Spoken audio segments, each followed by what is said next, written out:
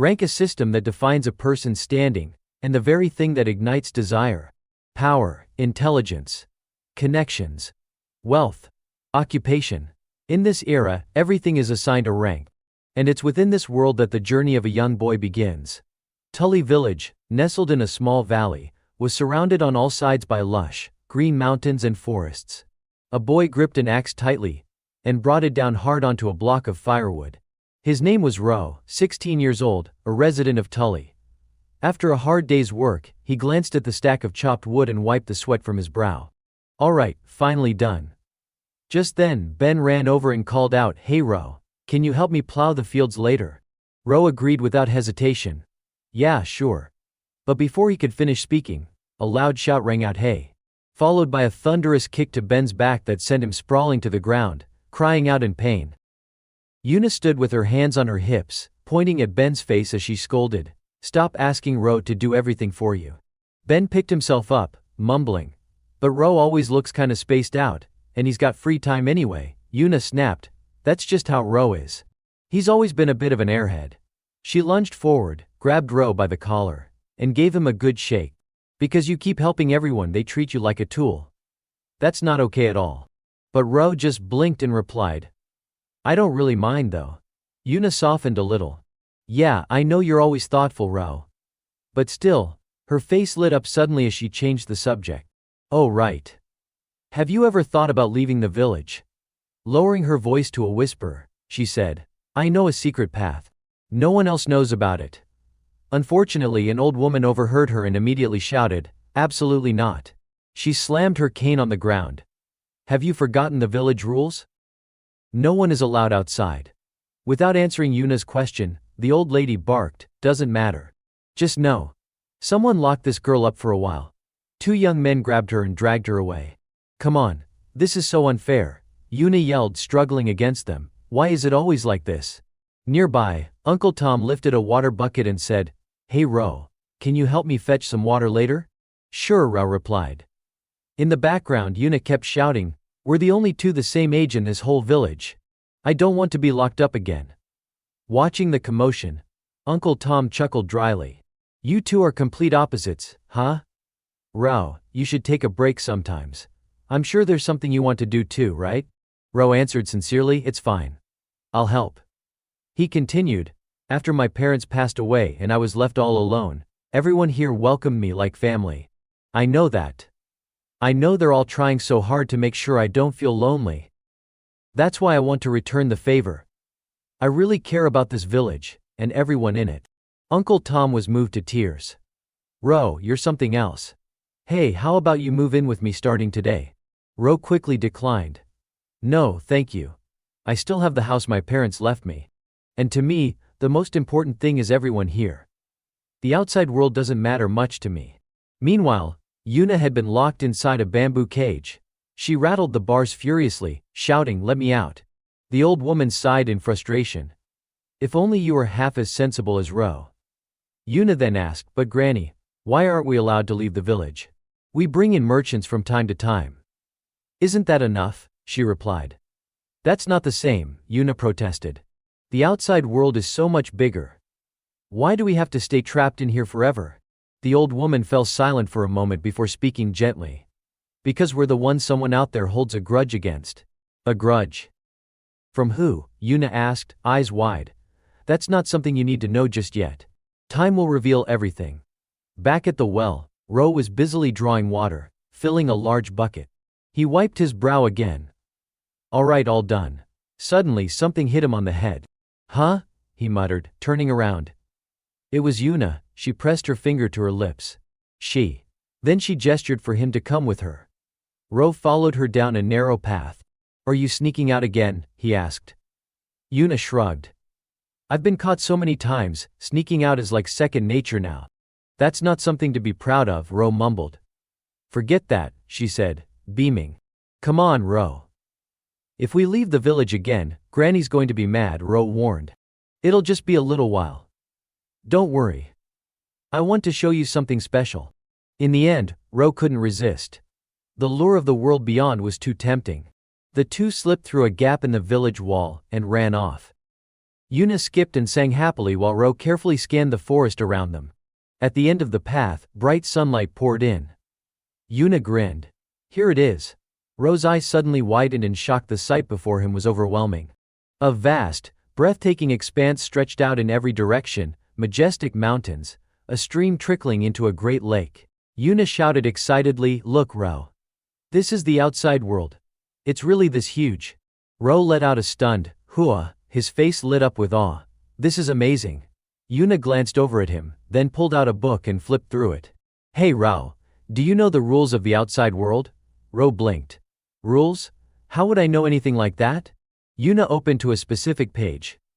According to this book one got from a merchant, the outside world runs on a ranking system. Adventurers, couriers, doctors, musicians, there are all kinds of rankings, and people listed on them are called rankers. She leaned in, eyes gleaming. Even weapons, food, power, and wealth get ranked.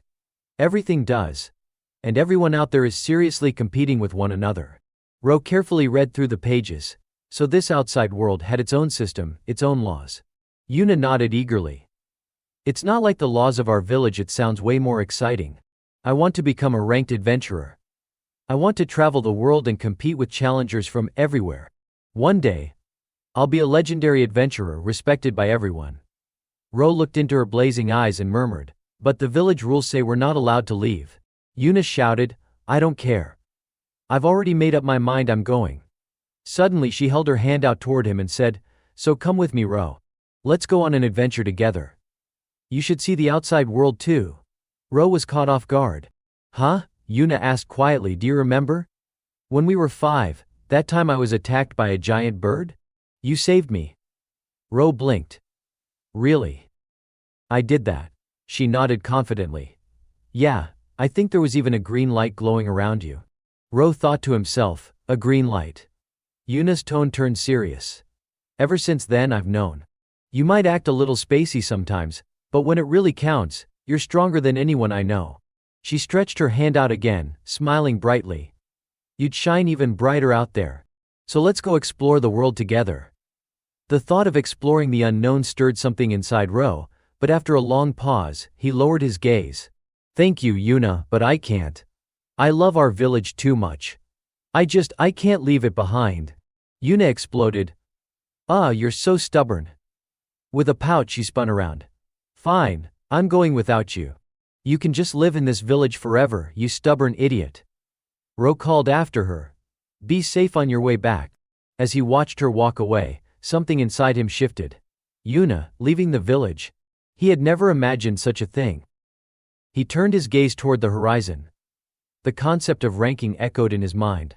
Evening had come and the sky was awash with the golden glow of sunset. "Guess I should head back too," Ro muttered. He pushed himself up with his hands on his knees. "My legs are so numb," but suddenly, something strange caught his eye, something massive, like a giant stone, emerging slowly from behind a thick cloud. "Huh? What is that?" he murmured. Without warning, lightning surged from the object.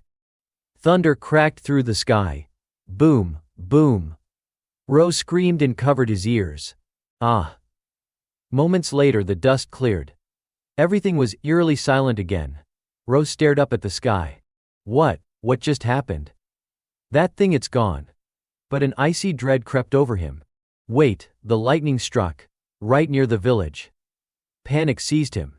He bolted for home, trying to convince himself everything was fine. It's okay, I'm sure nothing happened. Yuna, Grandma, everyone. Then he stopped dead in his tracks. His eyes went blank.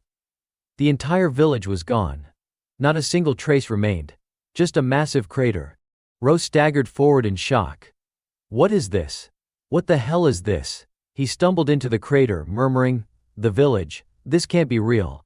His voice rose into a desperate cry. Yuna, Grandma, anyone, is anyone there? Tears welled up.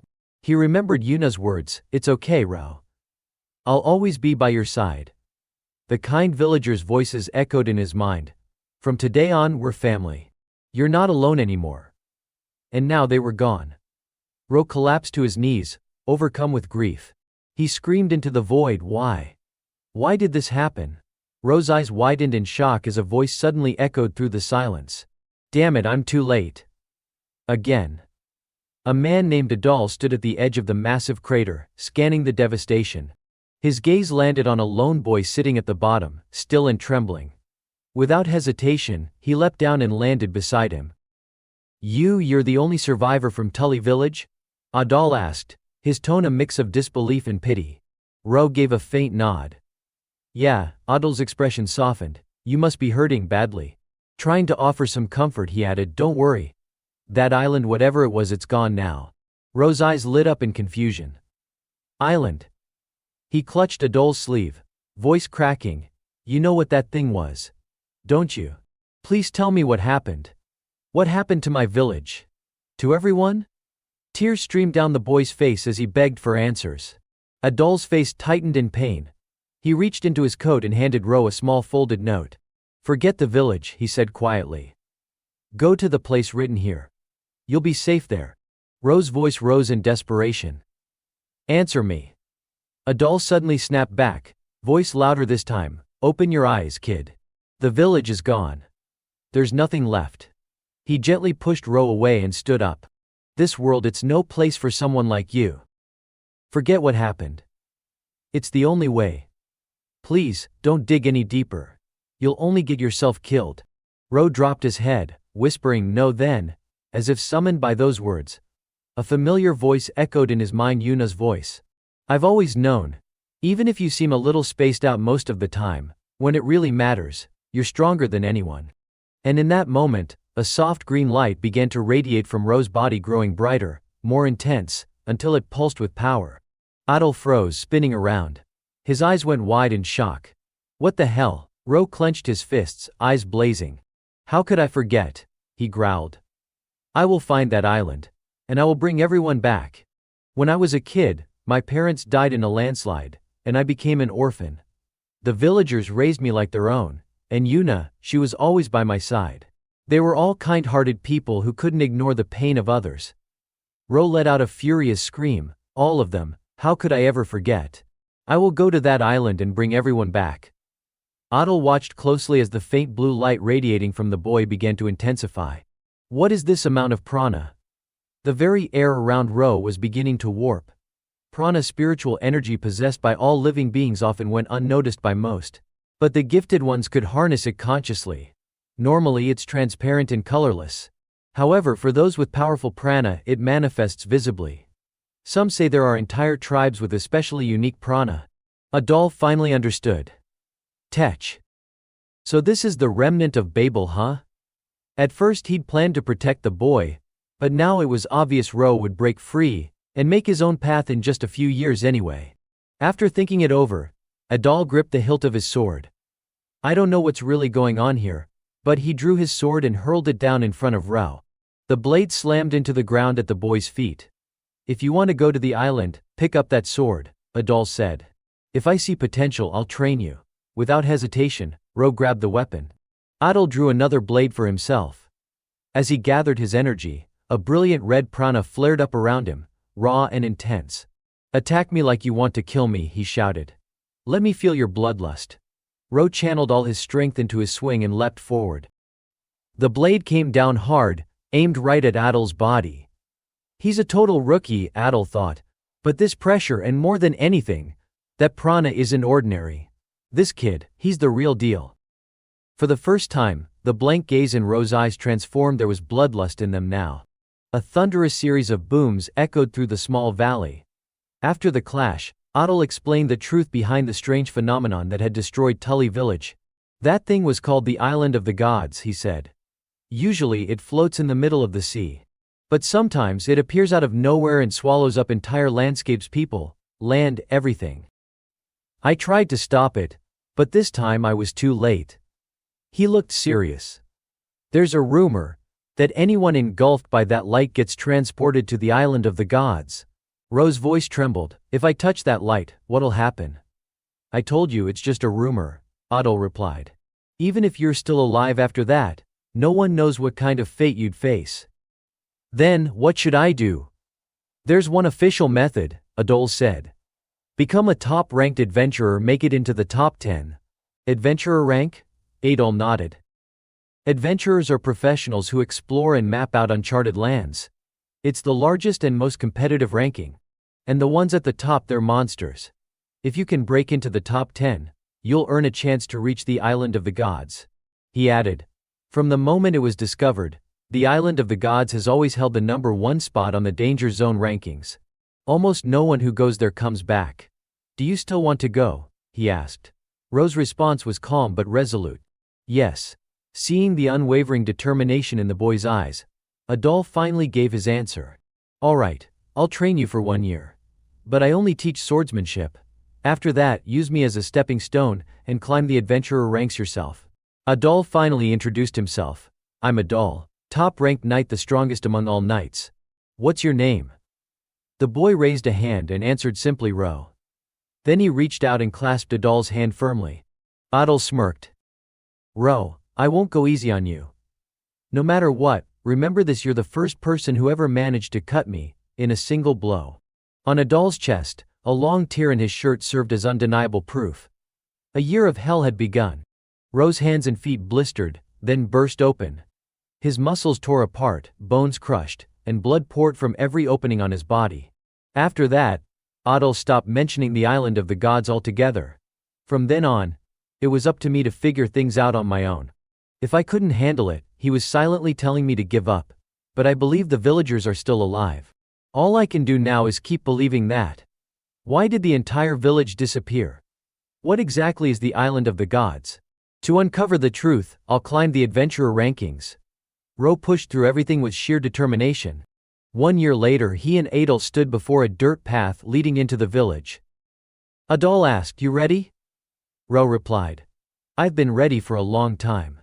With his eyes closed, he remembered what Yuna once said, I want to become a top-ranked adventurer. Ro, let's go together. Let's go explore the world. Yuna, the one who had always dreamed of the world beyond, had vanished. And now I was the one setting off. Her dream, just for now, I'll carry it for her. Let's go, said Adol. Yeah, Ro replied. Then Adol remarked, You've gotten taller. Ro answered casually, still growing. The disciple of humanity's strongest knight, his journey toward the Island of the Gods had officially begun. Tully village belongs to the kingdom of Baltar. To reach the Island of the Gods, one must first travel to the royal capital, Trakista. At this moment, inside the Trakista branch of the Assessment Bureau, thick stacks of ledgers were piled high on Look's desk. The girl had fallen asleep face down on her paperwork. Outside, the crowd buzzed with excitement. Look over there, come on, take a look, it's almost time. Suddenly Look jerked awake, shouting, Crap. I overslept. He dashed into the hallway, where he ran into Mina, who immediately scolded him. Don't tell me you stayed up all night looking at the rankings again. Look replied without shame, What's wrong with that? I work for the Assessment Bureau. That's exactly why you shouldn't be overworking yourself, Mina shot back. You need to take care of your health. You're not stuck behind a desk like me, you make decisions that affect a lot of people's ranks, right? The Assessment Bureau, an elite profession that sends representatives around the world to evaluate rankers and update their rankings fairly. It demands vast knowledge, deep expertise, and sharp judgment to accurately measure strength and skill. Anyone hoping to become an assessor must pass rigorous tests. It's a role reserved only for the chosen few, and is considered one of the toughest jobs in the world. Look shrugged modestly. I may work at the bureau, but I'm still a low-level employee. If I want to do what I really want, I need a promotion. And for that, I've got to work even harder. Curious, Mina asked. And what is it you really want to do? Grinning wide, Look replied. Oh, a little bit of everything. She gave him a sly look. If you want to climb the ranks at the bureau, the best way is to become the personal agent of a talented ranker, right? Look sighed. True, but there aren't many rankers who catch my eye. Aha, see. Your standards are way too high, Mina teased. It's not that, Look said plainly. It's just that most rankers nowadays are too half-hearted. Back in the day, the ranking wars were brutal. Now the top spots on every leaderboard barely change. If that's the case, what are we even doing at the bureau anymore? The value of a ranking lies in how often it's updated. You're such a ranking freak, Mina chuckled. Guilty as charged, Look replied proudly. Hearing that, she could only sigh in defeat. That's a serious case you've got there. Look mumbled to himself, seriously, isn't there anyone out there?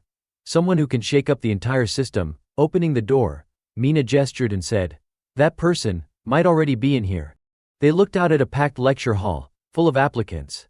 Look asked, "This is the third time we've held the adventurer ranking registration exam this year, right? Is it always this crowded?" "Usually it's less," Mina replied. "But the number of applicants has shot up since the Azabon forest was added to the danger zone list 2 months ago." "Ah, that explains it," Look muttered. Mina stood at the podium, scanning the crowd. "There are quite a few promising ones this time," she observed. "Like that guy mercenary ranker, Owl Darkis, currently ranked 753. He's the leader of the Red Wolf Mercenary Company, a hotshot up-and-coming group gaining national recognition. Over there is Eddie Markman, an archer ranked 402. The Markman family is famous for their archery lineage. His father held the No. 2 spot in his prime, and his older brother is currently ranked 7. Eddie might be young, but there are already rumors his arrow speed is in the double digits. The kid's got potential. There are plenty of other standouts, too," she added. Like that one. Look peered at the candidates and guessed. Merchant ranker, knight ranker, sailor ranker, and a scout ranker? Mina's eyes widened. "Who? You got all of them right," he chuckled. I may not look like it, but I'm from the appraisal bureau. Just a quick glance, and I can already tell what ranking someone's in." The adventurer ranker title was extremely useful, so much so that many people eventually sought to obtain it. It was also a mandatory requirement to access certain restricted zones, like that forest over there. Suddenly the bell outside chimed. Mina rushed over and called out, "Someone's here to register. Please wait a moment." She stepped up to the reception desk and smiled. "Welcome." Ro gave a polite bow and said softly, "I was instructed to come here to register for ranking." Mina's tone brightened. "Ah, yes, that's right. The ranking system is managed and operated by our appraisal bureau. Our staff are dispatched all over to assess rankers' achievements and abilities, which is how we determine rankings. Updating your rank can be done anywhere, as long as a bureau officer is present. However, initial registration must be done at one of our branches." "I'd like to register for the adventurer ranking," Rose said. Mina smiled warmly. "Perfect timing. The entrance exam's about to start. Would you like to take part?"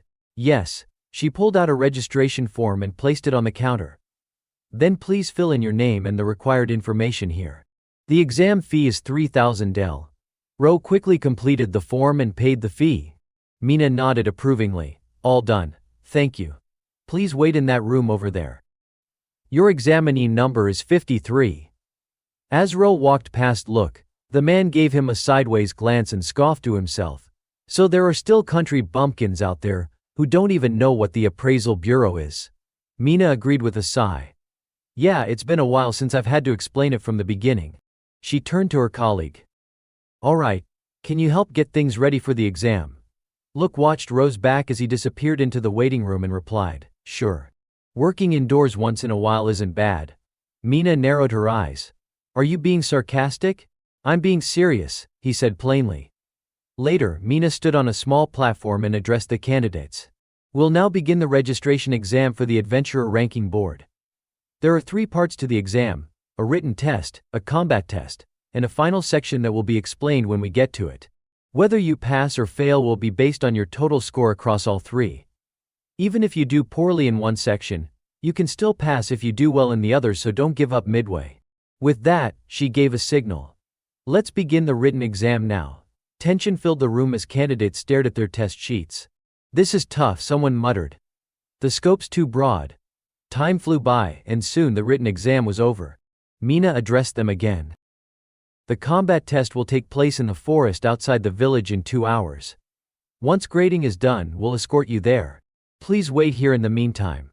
She carried a stack of completed test papers into the office and called out, "Hey, help me grade these." Look responded enthusiastically, "Okay." They focused on grading. Look picked up a paper and read the number. "Number 53. Ah, that dead-eyed guy from earlier." He began reading and froze. "Wait, question 1. Name 3 sea routes to Yotsuba." Answer: don't know. Don't know. Don't know. Question 2. Identify the descendant species of the magical beast shown in the illustration using the symbol 2 or 3. Answer: all incorrect. Look stared at the page, stunned. Everything is wrong. He felt his energy drain and muttered bitterly, "They should really think about the poor souls who have to deal with these backwater ceremonial exams." 2 hours later, the combat portion of the exam began. Mina explained the task. Your objective is to find and submit the items listed on this board. If you want to score high, refer to the point chart on the right. However, you are strictly forbidden from fighting each other. Whoever touches an item first has the right to claim it. Someone nearby said, "I'm pretty confident in my knowledge of herbs." Another added, "I'm good at catching bugs." With a signal from Mina, the test began. The group of candidates charged into the forest. Mina exhaled and stretched. Finally, a little break. "I wonder how many will pass this time." Look guessed, probably around half. Once they get moving like this, it's easier to tell who's who. But I have to say everyone this time seems pretty capable. Watching the candidates search carefully for the listed items, Mina asked, "Anyone catch your eye?" Look shook his head. Unfortunately, no one stood out this time either. Just then, Owl Darkus returned. "Am I the first?" He handed Mina a bundle of stones. "Rigel ore. That's 120 points, she said. Then she raised an eyebrow. "There's still time left." "You're already done?" "Yeah, I'm going to pass anyway," he replied. She explained, "That's true.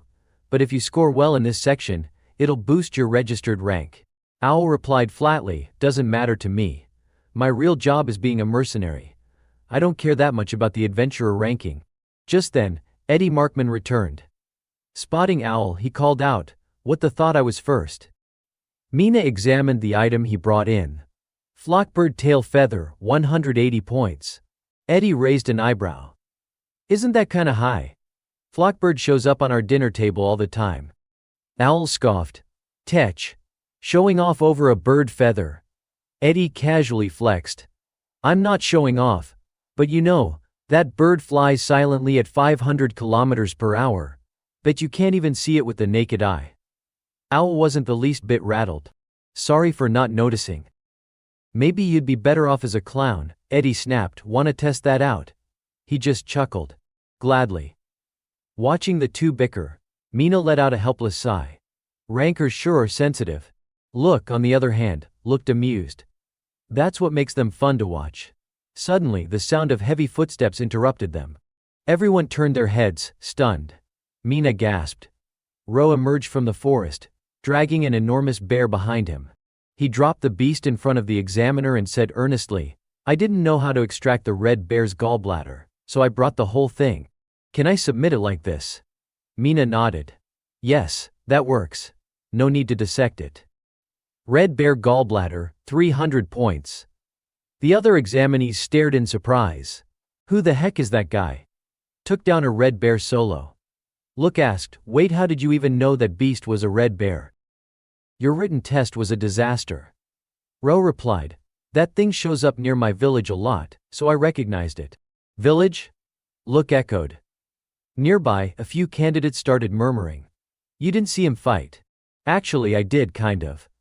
But honestly, I'm not even sure I saw it happen." He drew his sword, and in the blink of an eye, the bear dropped.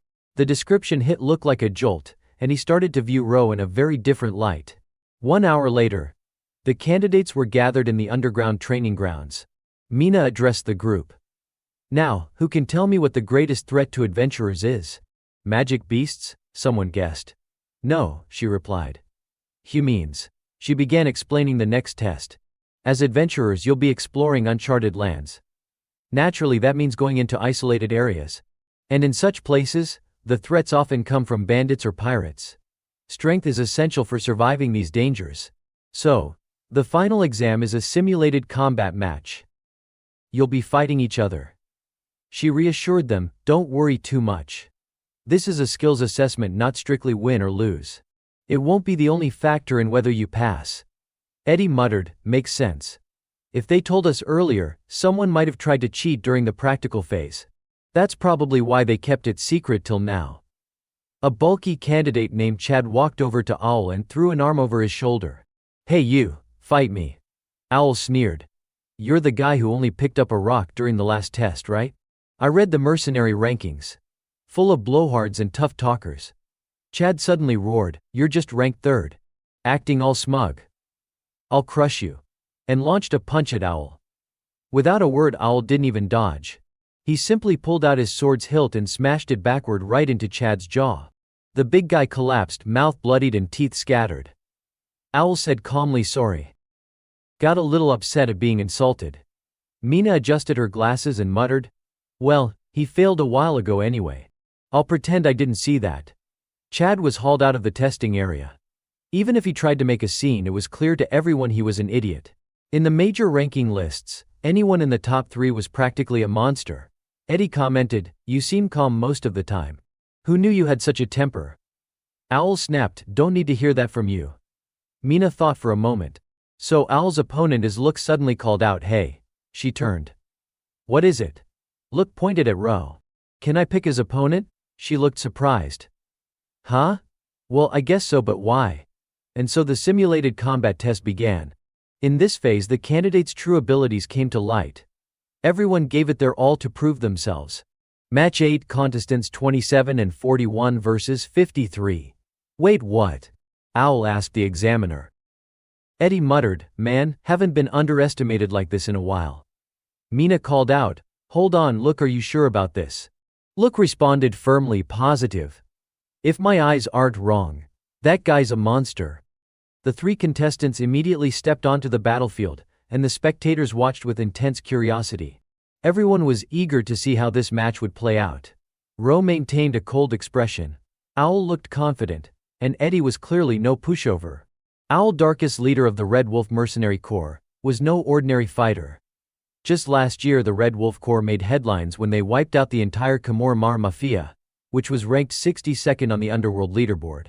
Rumor had it that Owl himself took down 7 of their enforcers, including the mafia boss, all by himself. Then there was Eddie Markman, heir to the prestigious Markman family of archers.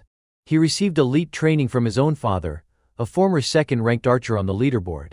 By the age of 5, Eddie had already made his debut on the rankings, and was recognized as a prodigy across the archery world. Facing off against these 2 powerhouses was an unknown teenage boy. "Match, begin," Mina shouted. Eddie immediately fired an arrow at blinding speed, but Ro raised his sword and cleanly sliced it in half. Owl charged in for a head-on strike, his twin swords clashing violently against Ro's blade. As a disciple of the strongest knight among humans, Ro's swordplay was lightning fast and overwhelmingly powerful. Owl parried his strikes with all his might, holding his ground without flinching. Spectators were stunned. "Hey, did you see anything just now?" one asked. "I could only hear the sound," another replied. Seizing a brief opening, Ro disarmed Owl, sending his sword flying. Just as he moved in to finish the fight, a volley of arrows came flying in. Ro quickly turned and intercepted them, splitting one arrow in 2 with his sword, and deflecting the other 2 off course. One of them struck the wall, grazing a contestant's neck and leaving him pale with fear. The battle paused for a moment.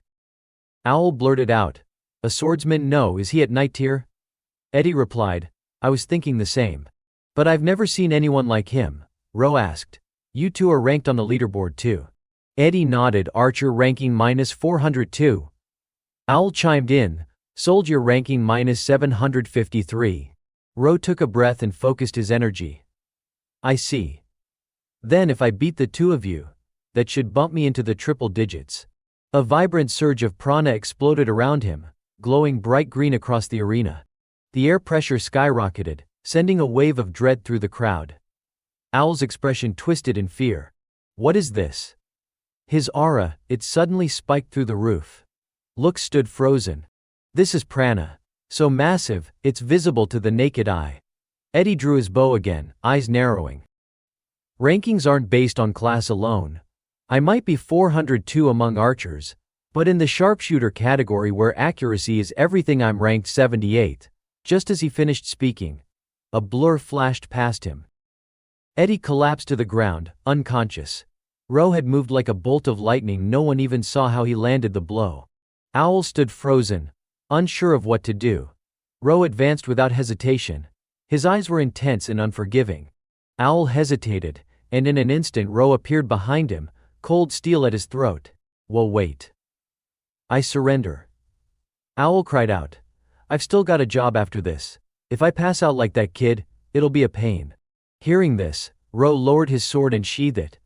"I see," he replied calmly. Owl wiped the sweat off his brow, glancing at Ro with awe and fear. What a monster! Who the hell is this guy? The rest of the contestants were visibly shaken. Holy crap, he just took down 2 people who are already ranked. Even Look was left speechless. Mina finally called out, "That's enough. The winner is contestant number 53. Just then, she noticed Look running off in a hurry. Where's he going? Look rushed into the archives and powered up a computer. The Appraisal Bureau's database displayed the profile of contestant number 53. Name: Ro Tully. 17 years old. Never registered on any official ranking. With skills like that. He reread the data carefully. Now that I think about it, he really didn't seem to know much about the Bureau at all. If he lived somewhere remote, I guess that'd explain it. No criminal record, no ties to any special religious groups either. Look's hands trembled slightly. Jackpot. A talent like this buried all these years? He bolted out the door and shouted at the top of his lungs, Ro Tully. Let me be your exclusive appraiser. But by the time he got outside, Ro was already surrounded by a horde of eager appraisers. A young woman chimed in. Hey you. You should totally let me be your exclusive appraiser. An older man cut in. Hold on, wait a sec, clearly, I'm the better fit for you. Look froze in place. Damn, one step too late. Frustration surged inside him. Idiots. You're not supposed to throw out exclusive partnership offers before even investigating someone's background properly. Meanwhile, Ro was still clueless about what was going on. He asked hesitantly. What's an exclusive appraiser? Look darted forward like a gust of wind. Let me explain, he said breathlessly. An exclusive appraiser is someone officially assigned to a specific ranker. Their job is to keep that person's rank up to date on a regular basis. Normally, to update rankings, you have to wait for an official from the Appraisal Bureau to show up and do an evaluation before you can level up. But if you've got an exclusive appraiser, you can update your ranking on the spot whenever, wherever. He fumbled through his coat pocket and pulled out a compact device. Also, appraisers carry a special tool. This right here is a rank telegram, or ranktel for short. It lets you receive and send real-time updates about your rank and status. Then, with extra emphasis, he added, if you're serious about climbing the ranks fast, you're gonna want a skilled exclusive appraiser by your side. Ro raised his eyebrows. Climb the ranks fast, huh? Then he turned and looked around at the crowd of hopeful appraisers. Alright, here's my condition. Among all of you, can anyone get me into the top 10 of the adventurer rankings? Everyone fell silent at Ro's words. One person blurted out, top 10 in the adventurer rankings? That list is full of monsters. Another chimed in, his sword skills are impressive, sure, but just that alone isn't enough to make it to the top 10. Ro didn't say a word. He stood quietly for a moment while Look studied his expression. When it became clear that no one could meet his demand, Ro turned and began walking away. Ah, wait. Look shouted, bolting after him all the way to the gate. Ro was moving fast, forcing Look to sprint just to keep up. Huffing, she called out, Ro. Why do you want to make it into the top 10 adventurer rankings? That's none of your business, he replied flatly. Then make it my business, Look shot back. Let me be your exclusive appraiser. I'll get you into the top 10 adventurer rankings. Ro kept walking and declined without hesitation. I'm not dragging a kid into danger. What? A kid? Look yelled. Excuse me. This kid happens to be a certified exclusive appraiser. And you're one to talk, you're practically a kid yourself. Ro added bluntly, even if you weren't, I still wouldn't hire you. I don't want to get involved with anyone. Look met his eyes, firm and unwavering. Her voice rang out, there's something I have to do. For me, this is a mission I have to complete, even if it costs me my life. And to do that, Ro, I want to team up with you. Ro stopped walking. He turned back and looked at her, a flicker of recognition flashing in his eyes. He remembered the conviction in his own voice when he once told a doll, I will go to that island. And I'll bring everyone back. He nodded slowly. Same here, I've got something I have to do too.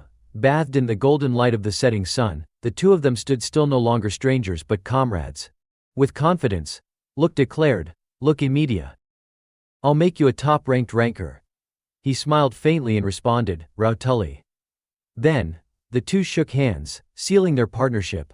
After that, Look took him back to the inn. It was a small but tidy and clean room with a balcony overlooking the street. Look asked, so. Pretty fancy, right? Grinning, he added. I rented it for a few days, so go ahead and use it as your base for now. Ro replied, thanks, you're too kind. Look threw his bag onto the bed. No big deal.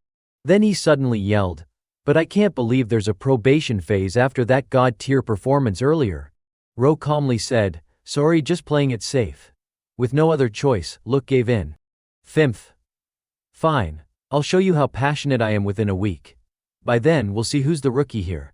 He put on a pleading face and acted like future Ro. Wow, Look. Please be my exclusive appraiser. Ro replied flatly, I hope so. Look snapped, don't be so indifferent. You're super focused when fighting, but otherwise, how should I put it? Kinda spaced out. Ro agreed, I've been told that before. Just then, the Ranktool device chimed. Look took it out and said, oh, the exam results are in. Here's your ranking. The screen displayed Ro Tully Adventurer Ranking, 2728. Look cheered, congrats. You passed the Adventurer Ranking test. Surprised.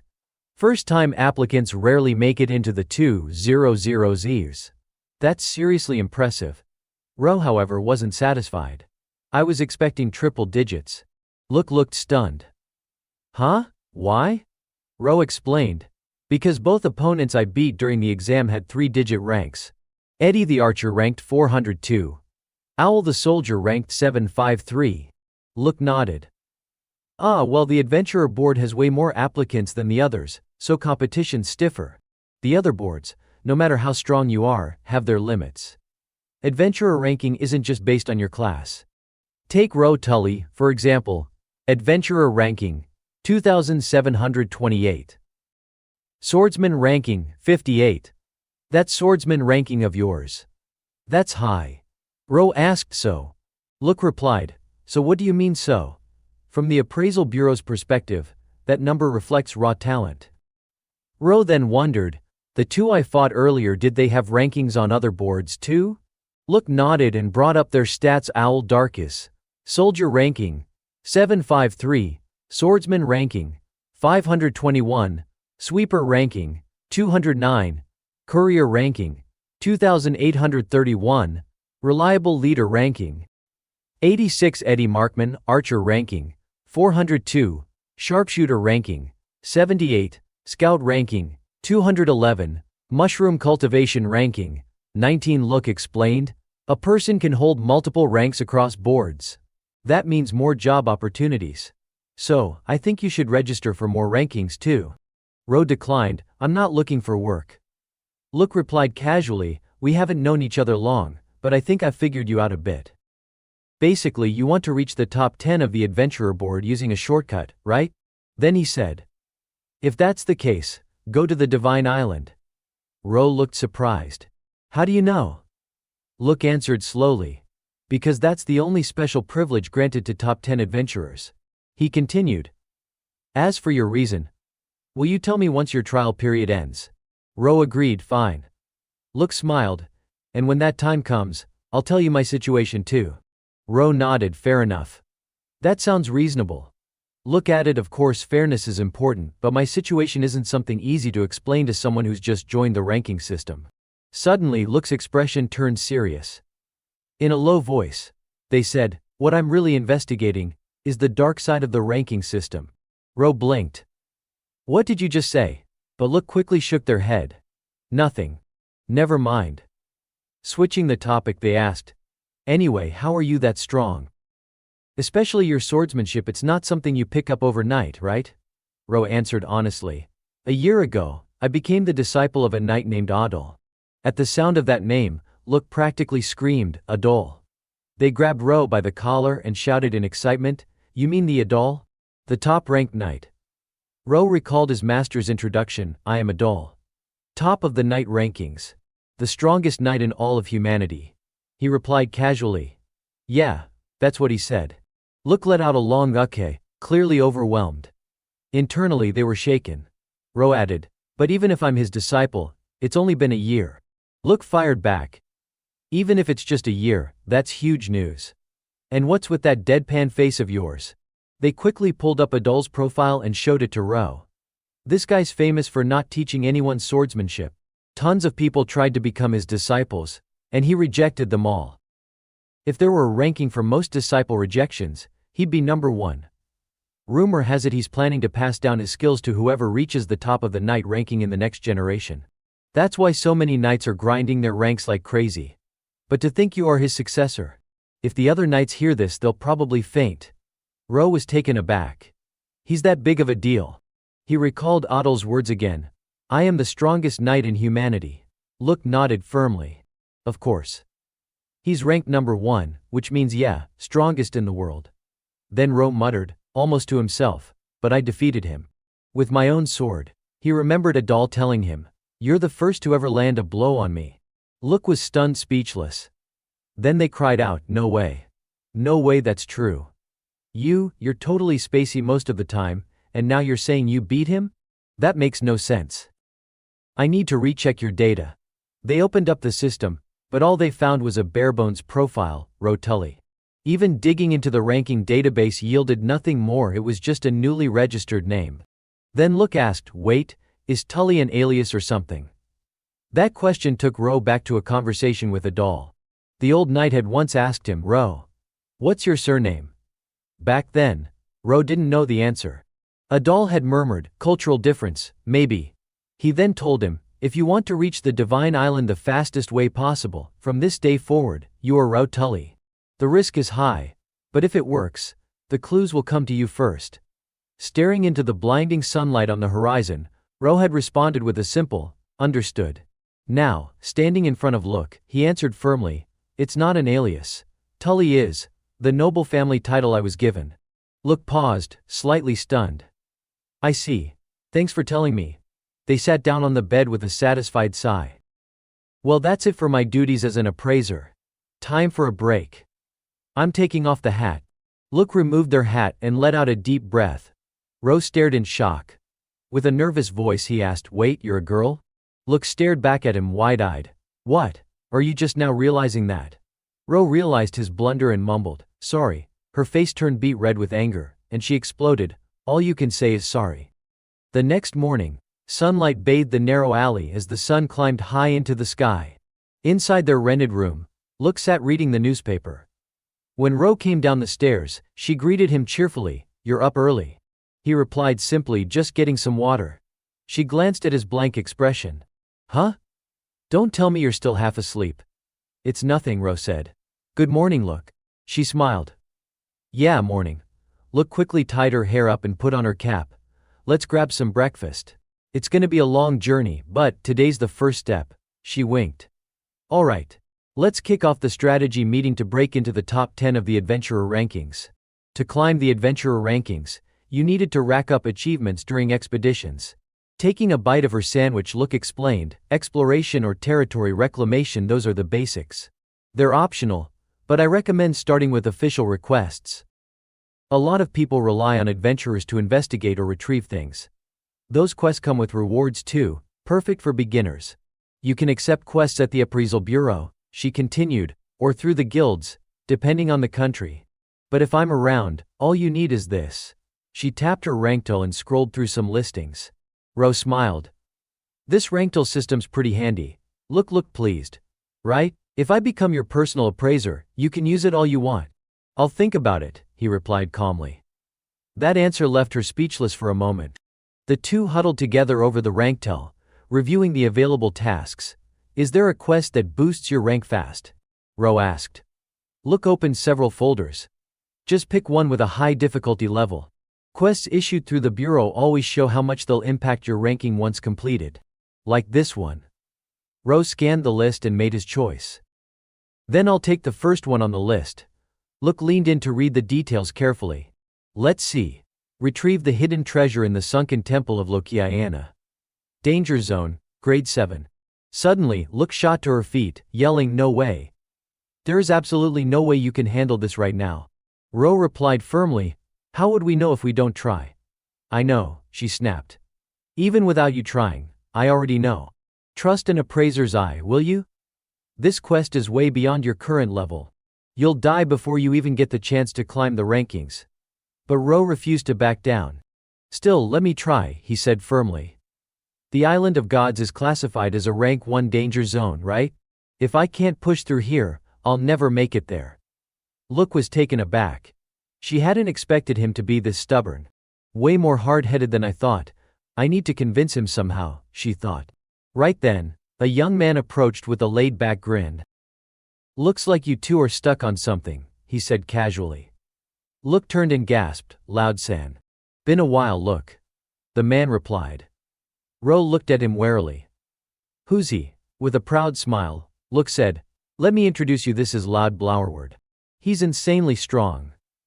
Currently ranked 11th on the Adventurers leaderboard. Ro froze. Rank 11. That number hit hard. He recalled what Adol had said, the Adventurers board is the most crowded one. And the top ranks. All monsters. If this man was in the top ranks, then he was one of those monsters. And with one more step he'd be eligible to challenge the Island of Gods. Look suddenly called out, perfect timing. Loud-san, I've got a favor to ask. Loud shrugged casually. Sure, what's up? Without hesitation she shouted, Ro, please beat him. Later in the training grounds, Look and Ro stood waiting.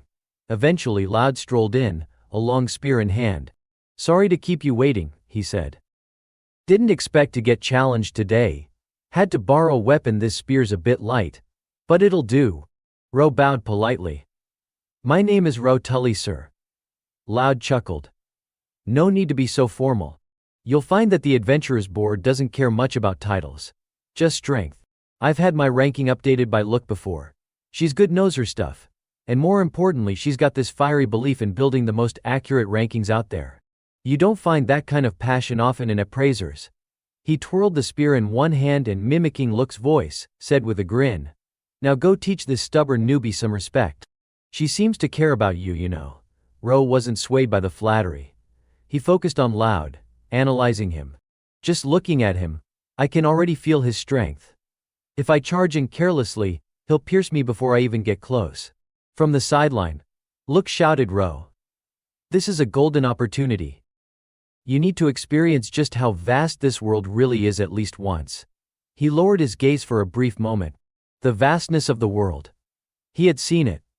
The memory of the Island of Gods decimating Tully village was etched deep into his heart. Raising his head, Ro pointed his blade at Loud. A fierce wind swirled as his prana flared up, dense and powerful. The duel between Tully, ranked 2728, and Loud Blowerward, ranked 11 among adventurers, officially began. Both fighters launched forward at once, clashing in a flurry of attacks. Ro poured all his strength into his sword, unleashing a rapid series of strikes. Loud moved like lightning, deftly sidestepping while assessing his opponent. He's channeling prana into his armor and releasing it through his slashes. Is he increasing his speed by wrapping prana around his limbs? Loud handled his spear with masterful precision, but something about Ro's swordsmanship caught his attention. That technique, it can't be. The Sword Saint style only has one successor. There's no way the old man would pass down such a sacred sword style to some kid like this. Suddenly Ro appeared behind him. Now's not the time to be spacing out, right? He said. Loud instinctively swung his spear back, blocking Ro's blade just in time. Loud smiled calmly. Oh, I'm not spacing out. I'm enjoying myself. He coughed lightly. He's a seasoned fighter, no doubt. The duel intensified, weapons clashing in a rapid, ear-splitting rhythm. Just looking at his prana output, he already surpasses me in some ways, Loud thought. And that shimmering glow. He suddenly leapt backward, narrowing his eyes. What race are you from? He asked. Ro blinked. Race. Loud grinned. Playing dumb won't help. That kind of prana glow, it's not something you achieve with training alone. He twirled his spear casually. But whatever. If you won't say it, I'll force it out of you. He slammed his spear into the ground and asked, You can use incantation arts, right? Ro looked more confused than ever. Incantation what? Loud began to concentrate. His golden prana flared out in waves as he muttered an ancient chant under his breath. Wild steed tears through the veil of storm. Across the mountains, chasing the breath of spring. Beneath the sun, copper hills divide. Reflections swirl 1,000-fold, seeking the stillness, turning the gears of fate. As the spell activated, a magical formation spread beneath his feet. Illusory swords filled the air, their power crackling and overwhelming. The pressure was immense, so much so that Look, watching from the sidelines, was struggling to breathe. But Loud wasn't finished. He continued racing through sky-bent trails, soaring in silence. The tribe's tongue seals the madman's howl. He glanced at Ro, who still hadn't moved. Go on, Loud warned. Use your own incantation. Otherwise you're dead. Ro remained frozen. He stared at Loud, completely blank. He had never even heard of incantations before. Loud's formation was complete. He gently adjusted his glasses, and Ro let out an exclamation. This is it. Loud extended his hand forward, and a barrage of illusory swords shot straight toward Ro. Sensing the danger of the technique, Ro braced himself and fought back with all his might. A sword aura grazed his arm, leaving a small tear. Ro grunted in pain. Loud remarked, that won't do. A regular sword can't block this spell. With a snap of his fingers, swords rained down like a storm, forcing Ro into a desperate struggle to defend himself. He strained to hold his ground against the onslaught. A doll had once told him, Ro, you're still pretty clumsy when it comes to controlling prana. But once you get the hang of it, you'll gradually master the techniques. Back then, Ro hadn't even understood what techniques meant. A doll had raised his sword, examining it closely, and demonstrated the first move, the simplest technique, Tempest Flash. Now, in this moment, Ro channeled his energy, pouring prana into his sword, and unleashed a powerful counterattack. A terrifying surge of force hurtled toward Loud. Surprised, Loud muttered, too fast. He spun the spear in his hands, blocking the incoming energy. As the sword aura dissipated, Ro appeared right in front of him. Loud continued his assault with the illusory swords, leaping back a few steps to assume a defensive stance. Boom, boom, boom. Ro countered fiercely. At this point, Loud heightened his guard.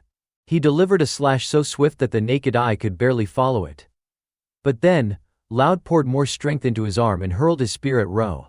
Ro raised his sword to block, and the spear's tip clashed against the blade, yet its trajectory remained unchanged. In an instant, it knocked Ro backward, sending his sword flying from his grip. Before Ro could react, Loud exclaimed, impressive. But with another snap of his fingers, he added, still, this wall is too high. All the illusory swords turned toward Ro. Both Look and Ro felt a surge of anxiety. A glint of killing intent flashed in Loud's eyes as he growled, don't underestimate the adventurer rankings. Ro scrambled to get up, but it was too late. The illusory swords rained down like a torrent. Damn it! Ro cursed as explosions erupted, boom, boom, boom, kicking up dirt and dust in a massive cloud. Ro lay sprawled in the center of a large crater. The destructive power of the technique was staggering. The air fell eerily silent. The victor, Loud Browerward, rank 11 adventurer. Loud stepped forward to face Look and asked, satisfied? The girl smiled. Yes, thank you. Ro, lying defeated, likely understood now. Loud's tone grew colder. You sure have a way with words. Even until the very end you believed that kid could win, did you? Look replied softly, I just thought it was possible. Loud continued. And the basis for that belief? It's because Hez Adel's disciple, right? Look answered quietly. You noticed, huh? Loud spoke calmly. I knew it the moment I saw that super speed slash. That's a technique from the Swordmaster School. But is that really okay? The Sacred Sword School is only passed down to a single successor. It's the strongest swordsmanship, inherited by high-ranking knights across generations. Yet that kid received it. For a knight, having their creed taken like that is as good as having their faith stolen. Hearing this, Look clutched her head and groaned, you're probably right. Maybe I should stop Ro from crossing paths with any high-ranking knights from now on. Loud nodded in agreement. That'd be wise. At worst he could lose his life. If he operates as a high-ranking knight, things might go smoother. But Look suddenly recalled something Ro had once said. Me too, I have something I absolutely have to do. That stubborn kid would never accept such a suggestion. She turned to Loud and said, that? Yeah, probably impossible. The girl suddenly shifted to a different topic. Oh, but actually the reason I believe in Ro isn't because of the holy sword style. It's because he said he landed a clean hit on a doll and I believe him. Loud Sen exclaimed in shock, a clean hit? On a doll? That's impossible. With his current level there's no way he could have done that. Look nodded in agreement. I think so too. But Ro isn't the type to lie. There must have been some kind of twist to it. Lao Tsen glanced at the boy. The holy sword style was already a surprise, but from what I sensed, that prana flow. He suddenly walked toward his spear. Lao Tsen? Look called out. He picked it up and said slowly, that kid might have used a spell too. If he had gone all out with that, I might have lost. A girl stood by the fireplace, cooking while humming the melody of a poem. Suddenly an old woman burst through the door and barked. Hey! What are you humming? That stupid poem is the reason we can't go outside, you know that? Don't ever let it leave your lips again. Got it? The girl immediately fell silent and bowed her head. I'm sorry, Ro. Ro jolted awake. He found himself lying on a small bed, his body covered in injuries. Sitting up, he asked, Where am I? Look's voice rang out in relief. You're awake, she exclaimed. This is the infirmary of the Evaluation Bureau, Ro. You've been out the entire day. The whole day, he asked. She nodded. Yep. It was like someone flipped your off switch. The doctor said you were suffering from severe mental fatigue. I don't know what kind of burden you're carrying, but aren't you pushing yourself too hard? Ro remembered Lao Tsen's illusionary sword. That technique had taken him down in one strike, and after that, everything went black. After a brief pause, he muttered, Maybe you're right. Look stared at him for a moment before suddenly leaning in and asking, Ro, there's something important I want to talk to you about. Have you ever heard of incantations? He shook his head. No. Look explained, incantations are a special way of using prana. Only certain races can wield them, and many of the top-ranked warriors are skilled in their use. Is Loud one of them? Ro asked. She nodded. Yes, he's a warrior from the Browerword tribe. They're a battle-oriented race, excellent hunters, and live in the southern marshlands. Because their incantations are usually passed down orally in poetic form, people refer to them as incantations. It's also tied to genetics, so it's really difficult to learn them once you're an adult. It was the first time Ro had heard of such a thing. Incantations, huh? Look gave him a serious look. Lao Tsen seemed to think you might possess one too. Do you have any clue? Any clue? Ro dug through his memories. That girl in his dream, she had been humming a poem too. He looked up and answered. I think I might. Look's eyes lit up. That's great. Incantations are an invaluable asset to any high-level fighter. I'm even more convinced now, Ro. You have what it takes to become a top-ranked warrior. She quickly pulled out her ranktel and started scrolling. Which is why I've already found the perfect mission for you. It's an investigation of Azaban Forest. 2 months ago, it was reclassified as the 48th most dangerous zone during an ecological survey. An ecological survey? Ro asked. So, I just need to investigate the wildlife or something? That's part of it, Look replied. But recently, people have been disappearing in that forest one after another. Adventurers who accepted similar missions have vanished without a trace, one by one. It started with those around level 1000, but lately even someone ranked in the top hundreds disappeared. If you can uncover the cause of these disappearances, I estimate you could climb 200 ranks. You're currently at 2729, which means you could reach around 2500. But the risks are a lot higher. Ro stood up at once. I'll take the mission. You recommended it because you believe I can handle it, right? Of course I do, Look replied confidently. So let's get the paperwork done and accept it officially. She added, just so you know, there are protected species in Azaban Forest that are off limits for hunting, and some areas are restricted. I'll be there too, so we should be fine. But Ro, you should still be careful. He suddenly asked, what if I break the rules? Look replied with a serious tone, your ranking will drop.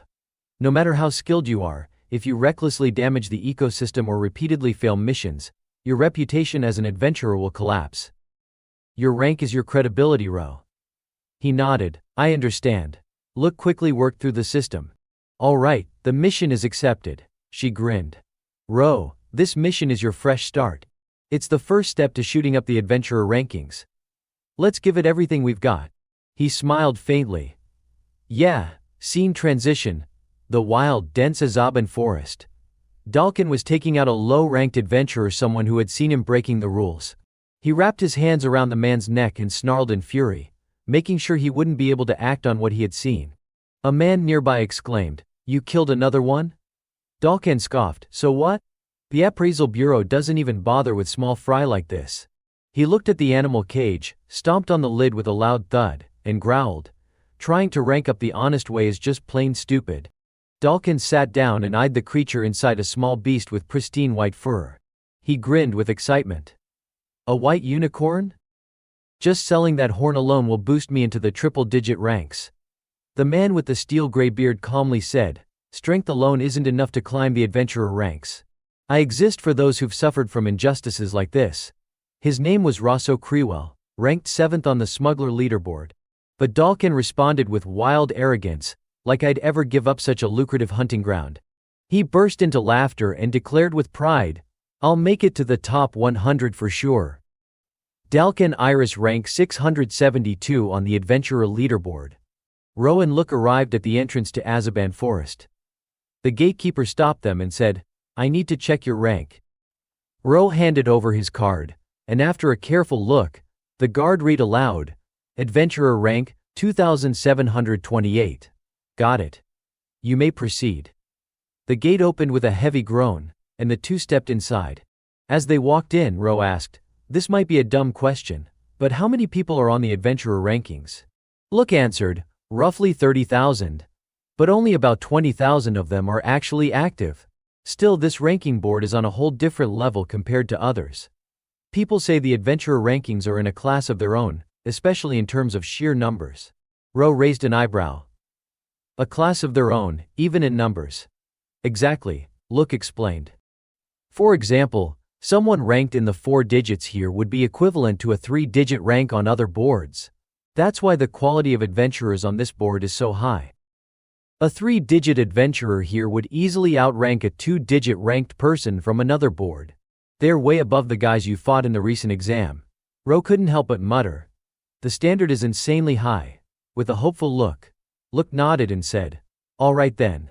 She raised her voice, full of energy, "Let the adventure begin." They stepped into the forest. The Azaban forest, classified as a rank 48 danger zone, was wild and overgrown. The moment Ro entered, he sensed something off. Seeing his expression, Look asked, "What's wrong, Ro?"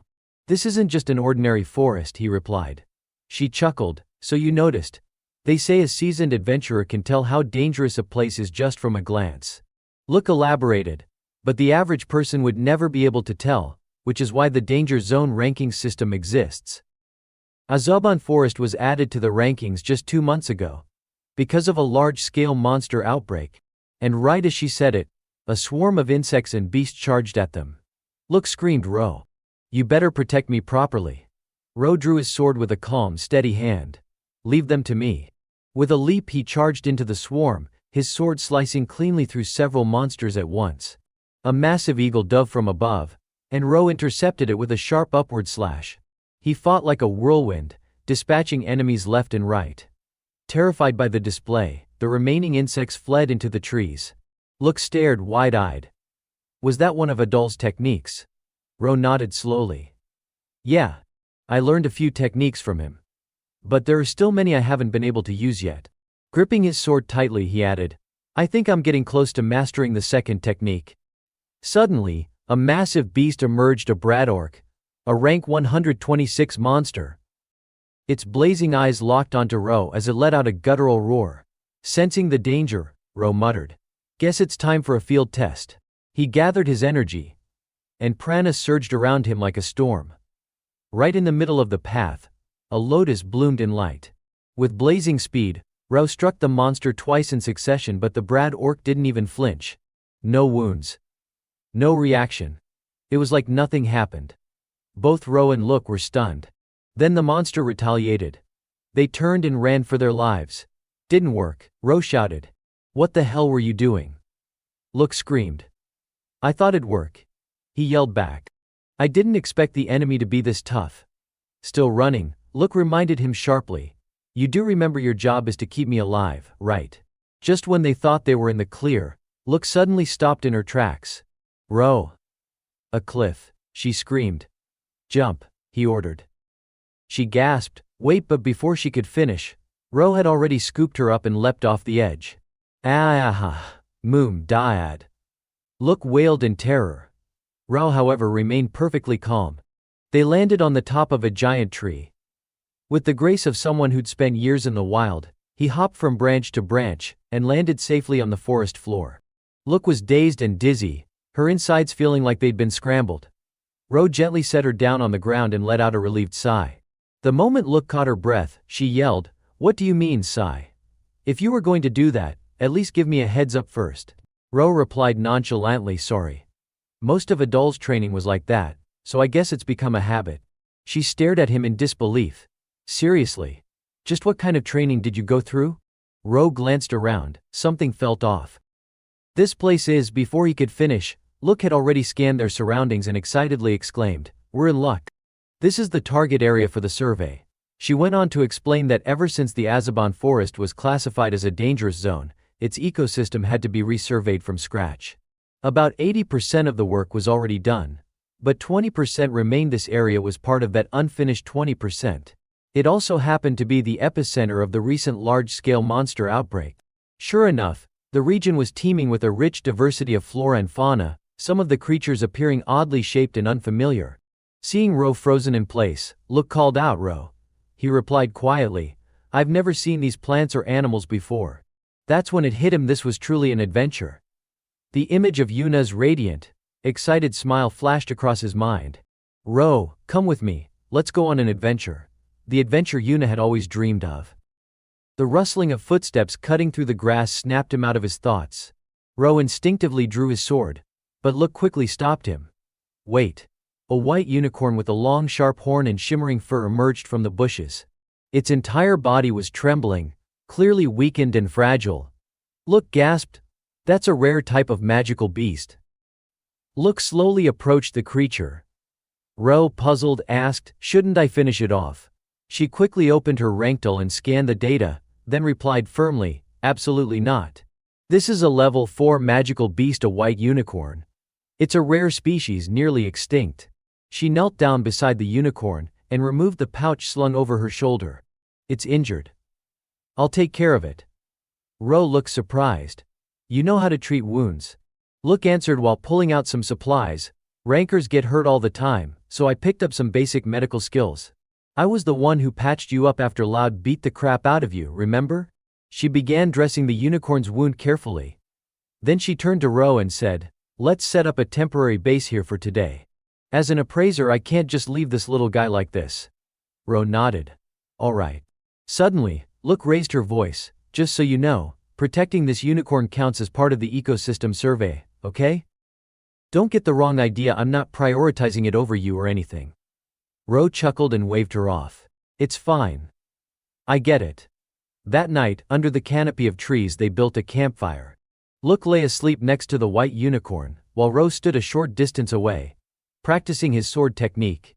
He gathered prana and channeled it into his blade, then struck with a technique Chung, Lian Hoa. 2 sharp slashes struck a massive tree. The prana expenditure was substantial. The strikes landed cleanly, yet the resulting damage was disappointingly minimal. Ro wiped the sweat from his brow. "Useless," he muttered. The technique still eluded him. He lay back on the ground, placing his sword beside him, and stretching out both arms. His mind drifted back to Laud's illusionary swordplay, and the man's warning, "Don't underestimate the adventurer rankings." He thought of the Broward clan's combat art, spearmanship, meditation. "I'm completely powerless," Ro whispered. "With my current strength, I can't reach divine rank. I have to become even stronger." Suddenly he sat up straight. "Didn't Look say Laud mentioned I also had a martial art?" He stared at his own hand. "A martial art, huh?" The next morning Ro was sitting against a tree, trying to catch a bit of sleep, when he was jolted awake by Look's sudden shout. "Hua!" Ro snapped to attention. "What happened?" She looked panicked. "It just started thrashing out of nowhere." Ro looked over. The unicorn was no longer weak and listless like before, it actually looked much better. Look quickly analyzed the situation. White unicorns have amazing regenerative abilities. If treated properly, they recover quickly. Since this one is still young, it normally wouldn't be so wary of humans. She paused. Then frowned. "The way it's reacting, I'd bet that wound was caused by a human." Ro was taken aback. By a human. Look pointed at the wound on the unicorn's horn. Look closely at these chipped edges, see how uneven they are. Looks like it was attacked by poachers. The horn of a white unicorn is a kind of miracle medicine. That's why they were hunted nearly to extinction in the past. Even though hunting them is banned now, demand still exists. They're still being poached and sold in the black market under the name Kirin. The beast suddenly let out a deep growl, snarling ferociously. Look was startled by its aggression and yelped in fear.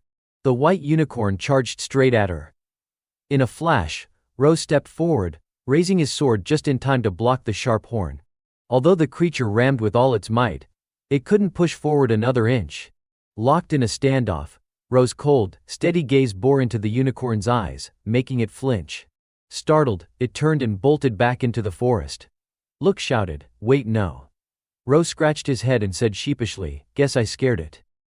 "You're thinking of going after it?" "Yeah," Look replied urgently. "Even though it's recovered a bit, it's definitely not back to full strength. And besides, there's never been any official report of a white unicorn appearing in the Azabon forest before. Tracking it is technically part of the ecosystem survey." As she spoke, she threw on an extra layer over her shirt. Hearing this, Ro quickly geared up as well, strapping on protective gear and grabbing his weapons. He looked off in the direction the unicorn had fled and said, "I'll go on ahead. Be careful, Rao," Look warned. "There might be poachers in these woods." He paused for a moment, then asked, "What if I do run into a poacher? If I beat them, will my rank go up?" Look answered, "That depends on how strong they are. But it's possible." Ro dashed off like a streak of light. "Got it. I'll take down as many as I can." He sprinted swiftly through the underbrush, chasing the unicorn, but it was too fast. He quickly lost sight of it. "It went this way," he muttered. Suddenly, an arrow flew toward his face.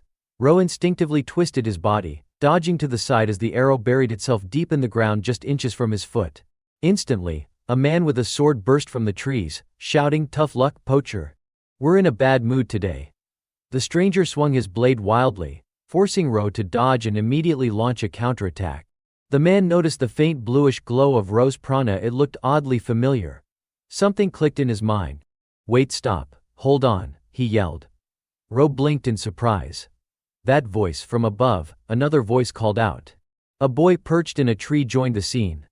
Ro looked up and demanded, "Who are you?" Both newcomers shouted in unison, "Eddie." "And I'm Owl." A few days ago, the morning after the adventurer ranking exam, at the Traquista branch of the Appraisal Bureau, Owl approached the registration counter and announced, "I'd like to take on a commission." The staff member asked, "What rank of commission would you like to accept?" He replied, "Based on my adventurer rank." Just then, Eddie came rushing in, a bit out of breath. "Hello, I'm here to take on a commission too." The two locked eyes in surprise. For a moment, they glared at each other, eyes sharp like daggers. Then, at the same time, they both muttered, Hey, you go first," Owl said. "No, you go first," Eddie replied. With a sigh, Eddie spoke up. "Did you look into the swordsman who beat us?" Owl looked dejected. "I did. But I couldn't find anything about him. It's hard to believe, but apparently he's never been on any ranking list at all." After a pause, Eddie added, "You know, I'm considered a prodigy on the archers leaderboard. But because of that bastard, my pride's been shattered. Getting crushed by a no-name with no official ranking." Hearing that, Owl's face darkened. He recalled the night after the exam, back at their base. Mandy had greeted him, "Welcome back, Captain. How was the adventurer ranking exam?" He responded blandly, "I registered." Pick had cheered excitedly, "That's our captain. Now we can expand our range of activities." Lala, the blonde, asked curiously, "I bet the other participants had a rough time with you, huh?" But Owl simply muttered, "No." The others laughed. They must have been totally wrecked. "Actually, wasn't the hardest part just holding back your strength?" Mandy confidently said, "There's no way a 3-digit ranked mercenary would lose to a rookie." At that, Owl suddenly slammed his fist onto the table with a loud crack, splitting it clean in half. The whole crew jumped, stunned silent. "Captain!" Grinding his teeth, Owl shouted, that guy didn't even look at me. Like I was nothing more than a stepping stone. He barked an order starting tomorrow. We're tripling the training load." The others gasped. "Triple?" Then Lala spoke up. Now that we're officially registered on the adventurer rankings, we can start taking commissions we weren't eligible for before. But Owl clenched his fist. That's still not enough. This world is far bigger than we imagined. I'm going to retrain myself from the ground up. It was a blow to his pride. Owl turned to Eddie and said, "My pride was cracked just like yours. I didn't plan on focusing on the adventurer ranking board. But I can't keep going on like this." Eddie let out a deep sigh and said, "My current adventurer rank is 6,725. Owl responded, "I'm at 6,301. Then he added, "Ro Tully, the one who defeated us, is ranked 2728. Eddie said confidently, "The gap of about 4,000 ranks, that can be closed in the blink of an eye." Owl nodded. "Looks like we share the same goal now. Let's take on a commission." They walked over to the reception counter. Eddie spoke first. "There's a forest that was recently classified as a danger zone." Owl guessed. "Azaban Forest, right? The more dangerous the area, the faster we can rank up." And just like that, the three of them ended up clashing inside the Azaban Forest. Ro locked eyes with his opponent, still unsure what move to make next, when suddenly the desperate cry of a white unicorn rang out in the distance. Immediately, he sheathed his sword and shouted, "We'll talk later," before dashing away. Eddie quickly followed him, asking, "A wounded white unicorn? I thought it was being hunted by poachers. Are you trying to protect that magical beast?" Ro replied, "Yeah," though in his mind he noted how fast Eddie was running. Eddie offered advice as they ran. When moving through a forest, it's best to use the uneven terrain to your advantage. Like this. He pushed off with his foot and burst forward, quickly overtaking Ro. Ro let out a grunt and picked up the pace. Suddenly, Eddie called back, "It's being attacked by a monster." In front of them loomed a massive beast. Long tentacles shot out of its tongue and wrapped tightly around the white unicorn. Ro started to approach, but a tentacle lashed out at him. With a swift slash, he cut it clean off. He studied the monster carefully. "I can't get close," he thought. "Then maybe I can finish it with one good strike. No, I can't. The unicorn is too tightly bound. If I attack now, it'll get caught in the blow too." He turned to Eddie and asked, "Can you distract the monster somehow?" Eddie snapped, "How the hell am I supposed to do that?" Just then, a loud voice rang out. "Eddie, aim for its eyes. Ro, keep moving." It was Owl. The two instantly obeyed. Ro charged forward, while Eddie loosed two arrows. Thwack, thwack. Both hit the monster's eyes, making it roar in agony. Owl gave the next command, "Ro, go for its legs." Ro veered to the side and unleashed a powerful slash at the creature's legs. It writhed and howled in pain, finally releasing the unicorn from its grip. All shouted, "Grab the unicorn and get out of here." Ro scooped up the injured creature and leapt aside. At the same time, Owl kicked down a massive tree, toppling it onto the monster to pin it in place. Ro couldn't help but be surprised by his speed and decisiveness. Eddie commented, "Not bad. Pretty solid leadership." Owl answered flatly, "I'm used to directing subordinates." Eddie scoffed, "Who the hell is your subordinate?" Ro stood still for a moment, remembering what the appraiser had once told him, "Top 10 in the adventurer rankings, your swordsmanship is excellent. But to reach the top 10 with only that." Ro clenched his fists and thought, swordsmanship alone won't cut it. If I want to rise up the adventurer ranks, I need to learn more than just how to wield a sword. Look dashed over as fast as she could. Gasping for breath, she called out, "Ro, I'm sorry I'm late." But what greeted her eyes was a surprisingly calm scene. Perched on a large tree were the three others, casually sitting while the white unicorn beast stood nearby, eyeing them warily. Look blurted out, "Wait, what kind of bizarre situation is this?" Ro calmly recounted what had just happened. The girl exclaimed, "So you thought we were poachers?" Ro nodded. "It was a misunderstanding, but we cleared it up quickly." Look responded in a composed tone, "Even if it was resolved fast, you can't just suddenly attack people like that. I should file a report to the ranking board." At that, both Eddie and Owl jumped in alarm. She kept a straight face and said, "Just kidding. You two stopped yourselves in time. But next time I really will file a report." Owl broke into a cold sweat. "Got it," he muttered. Eddie added in a softer tone, "I'll be more careful." Owl leaned in and whispered, "Hey, why are you carrying around a special identification device?" Ro replied, I heard it helps boost your ranking faster. He glanced at Look, who warned, it might raise your rank, but it also puts you under constant surveillance. There's no job more rigid than that of an identifier. Just the travel back and forth between villages can take an entire day. Ro answered, I don't think it'll come to that. Eddie disagreed. No, you're just being used for convenience. He continued. Do you know why identifiers are so desperate to become monopolists? Because that's the only way they can get promoted. Their promotions depend on their contribution to the ranking updates.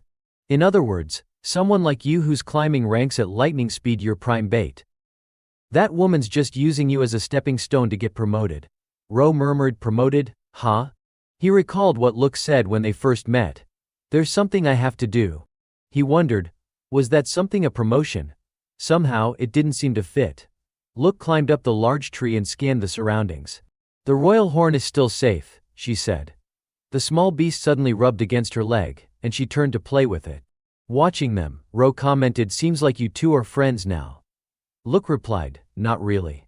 This just seems like the only safe place around here. Owl scoffed, ungrateful little wolf. Eddie grumbled, it's not even cute. Look scolded, it's scared of you because you're acting like that. Owl defended himself, I didn't even do anything. The girl hugged the unicorn beast and jumped down from the tree. Then she added, Ro gives off a really scary vibe. He looked puzzled. What vibe? Look turned to the creature lying flat under the tree and said, hey, I've been wondering this whole time. This beast, yep, it's definitely a Neulam. Owl gasped, a magical beast we've never seen before. Look sat down to examine it more closely. They usually live in colder regions, so I guess it makes sense. Still, it's never been discovered in the Azabon forest before. She pulled out her ranktel to input the data. Ro, go ahead and log the sighting. He agreed, let's do it. After logging the entry, Look asked, we're here on an ecological survey commission. What about you two? Owl hesitated. We, more or less the same kind of job. Eddie gave a sheepish laugh. Yeah, we got commissioned by the Evaluation Bureau. Look stared at them closely. A commission in Azabon Forest, that requires mercenaries and an archer. Suddenly, it clicked. I get it now. It's Ro's fault they're taking on adventurer-ranked commissions, isn't it? She stood up, pretending to pet the unicorn beast. Ro, you need to wake up too. She suddenly said. Oh right, Ro. I have some good news. Your sword speed ranking just got updated. She held up her ranktel for him to see. That Kensiru Ryu technique you used was insanely fast. I submitted a request, and it got approved. Look, Ro Tully, adventurer rank, 2728.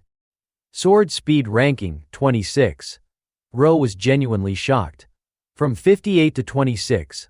Look beamed, all the ones above you are masters of high-speed sword draws. Pretty exciting, right? He replied softly. Yeah, I guess I am happy. But he looked at her puzzled. That move was almost impossible to see with the naked eye. How did you catch it? Look admitted honestly, just intuition. I am an identifier after all. I know at least that much. Seeing he was still deep in thought, she asked, what's wrong? Ro said quietly, could it be that you're actually pretty amazing? She lowered her head, then burst out laughing. You only just realized that now. Owl came over. Hey, which category got updated? Eddie added, yeah, I'm curious too. Look asked Ro, can we take a look? He nodded casually. Sure. Owl leaned over to check the screen, and his expression instantly hardened. This bastard's the one who beat the crap out of me. Eddie glanced at it too, but quickly lost interest. Too many numbers, he muttered. Suddenly, Ro spoke up. There's something I want to ask you too. Teach me how to fight with power that goes beyond swordsmanship. After talking for a while, Eddie exclaimed, so that's it. You've only ever trained in sword techniques? Ro admitted, that's right. He added, that move you just used was really helpful to me. When moving through the forest, it makes sense to take advantage of the uneven terrain. Eddie nodded. Still, I'm surprised you could copy my movement so quickly. Ro continued, and your guidance helped too, Owl. The man shrugged and replied bluntly, stuff like that's already second nature to me. Comes with the territory. After all, I am the leader of a mercenary group. I have to plan strategies to keep my team alive.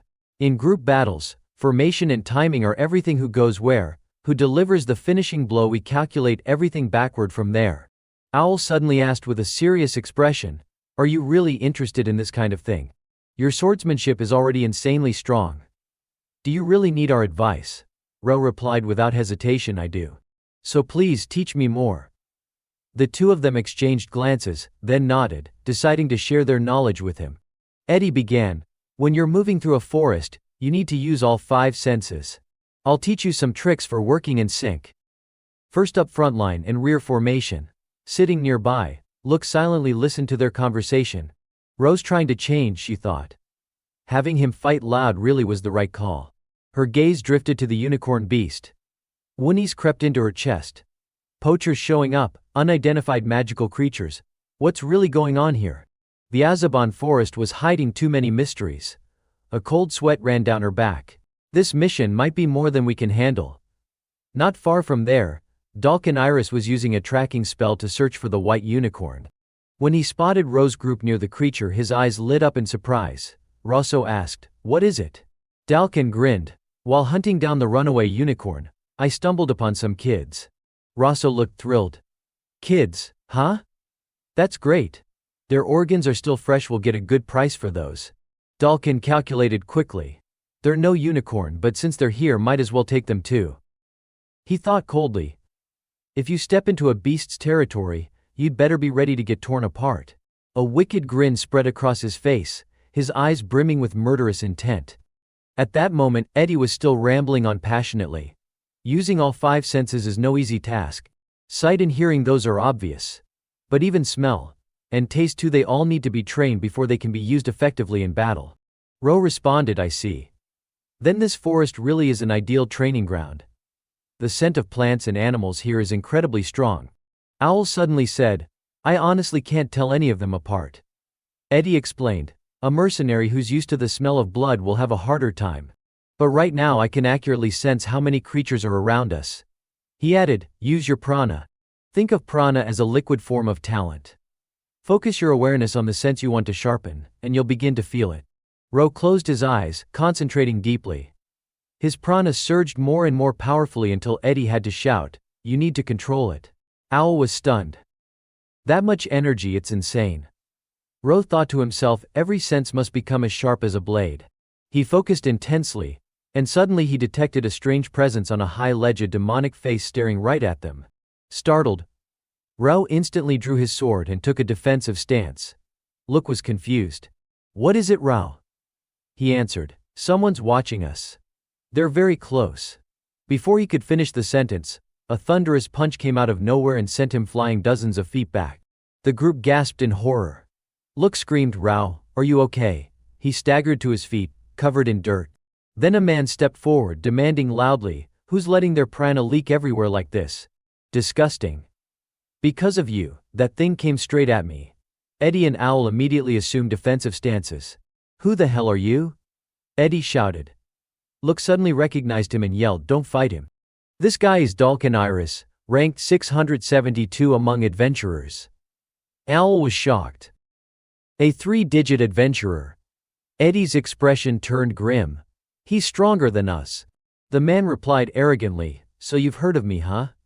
Look raised her voice. "I'm well known too, you know. Right before I cracked the 2-digit ranks, I committed a crime and dropped terribly in ranking. Like an idiot." At that moment Rosso finally caught up, panting heavily and bending over breathless. "Dalkin, you're too fast." Dalkin corrected him, "You're just slow." When he spotted Look, Rosso exclaimed, "Oh? An appraiser too? Well, whoever you are, I don't care." Look suddenly shouted, "Rosso cruel." He blinked, surprised. "Rank 76 on the smuggling list," she declared. Rosso stroked his curled beard and chuckled. "Not bad. You even know the criminal rankings." The criminal ranking system, an unofficial list, reflected the severity of an individual's crimes. The more infamous lists usually included serial killers and top-tier thieves. The higher the rank, the deeper the descent into depravity. Though not government-sanctioned, such rankings were created by individuals outside the Bureau's control. Some high-quality lists were even bought by the Bureau, as long as they weren't unethical. Once acquired, fans would continue updating them regularly. Dalkin's eyes shifted towards something beside them. The unicorn, there it is. He grinned wickedly. The white unicorn, hiding behind a small tree, seemed to sense the danger from this man. Look quickly stepped in front to block him. Dalkin, why are you running with that man? He answered casually, isn't it obvious? Money. She demanded, so you teamed up with him just for money? With your skills you could have earned it honorably. Dalkin retorted, don't jump to conclusions. Money isn't my only goal. I'm working with him for two reasons, to sell goods to him, and to buy from him. Look was puzzled. Buy? Dalkin smirked. You know what I'm talking about, appraiser. The rankings. If you want it badly enough, you can buy your way in. Realizing what he meant, Look clenched her fists in fury. How dare you insult the rankings in front of an appraiser? At that moment, Owl suddenly launched a sneak attack. Dalkin easily blocked him, scoffing, what are these brats trying to pull? Eddie raised his bow and declared, we're tasked with patrolling Azaban Forest. We can't let a dangerous man like you roam free. Dalkin clicked his tongue. What a pain. Handle them like always. He unleashed a terrifying surge of prana that filled the entire area. Gripping Owl's sword blade with one hand, he crushed it into shards. Then he threw a devastating punch straight into Owl's chest. Die. Owl was gripped by terror. Am I really going to die here? But just then, a surge of pale blue prana stormed in like a hurricane. Who the hell are you supposed to be? Dalkin barked. That's my line, asshole. In the blink of an eye, a thunderous blast tore through the jungle, the shockwave shaking everything violently. Two forces collided, one green, one purple, and neither side gave an inch. Ro's face tightened. He gripped his sword and stared straight at his opponent. Across from him, the curly-haired man named Dalkin let out a strained laugh and prepared to strike.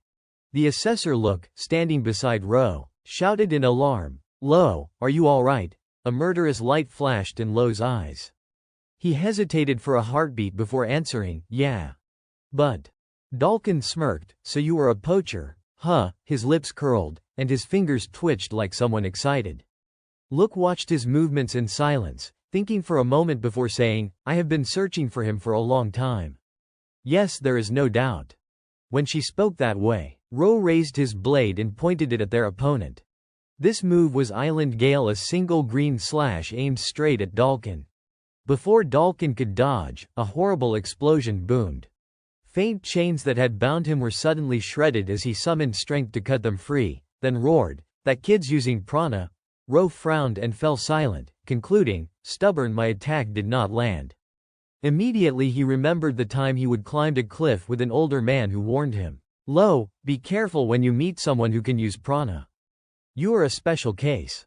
Normally, only those who reach mastery in a field awaken prana. As a boy, Ro had looked up at that cliff and asked, a master? The man's face had gone very serious. His voice hoarse as he explained, whether it is the sword, a weapon, anything you can awaken latent power through deep, wholehearted study. That is prana. Then, before Ro's eyes, the man had hauled himself up the sheer rock face. He planted his foot on the summit, slapped his hand down with a sharp sound. Ro looked up at him on that high peak, the sunset pouring out behind him. The man had raised his hand and said in a low voice, they very well might be masters in a field. Ro's face had been full of doubt and confusion as he clutched his cold, sharp sword. Suddenly, Look at the edge of the clearing hurriedly warned him again, Lo, watch out, Dalkin's ranked 12th in boxing.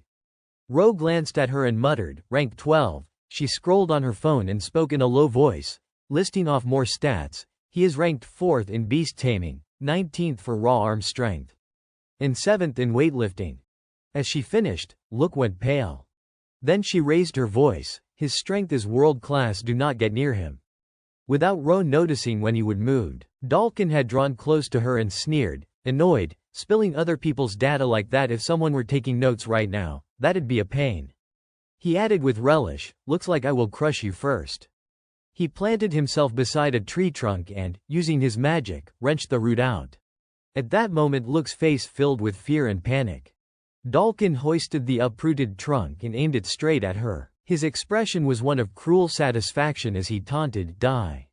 He threw the tree at Look while she was still stunned. Ro charged forward and stopped the trunk with his body. His expression hardened. He clenched his teeth and threw all his strength to hurl the log high into the air. The force of the throw knocked Ro back a long distance. Luke looked down at him, voice trembling, low. He panted as he rose, his gaze ice cold and fixed ahead. Just then, someone watching them both murmured, puzzled, "Huh." The man stood beside curly-haired Dalkin Rosso, one of the smugglers. Stroking his beard, he grinned slyly and said, "Dalkin, seize him. He will fetch a high price." Dalkin's face brightened with greed. "If you say so, then it must be true. I will capture him just as planned. If he is still alive." Suddenly, from a high branch, a boy observed their movements. He notched an arrow and muttered, "Better not forget about us." Dalkin heard the high twang of bowstrings as arrows began to fly in rapid succession.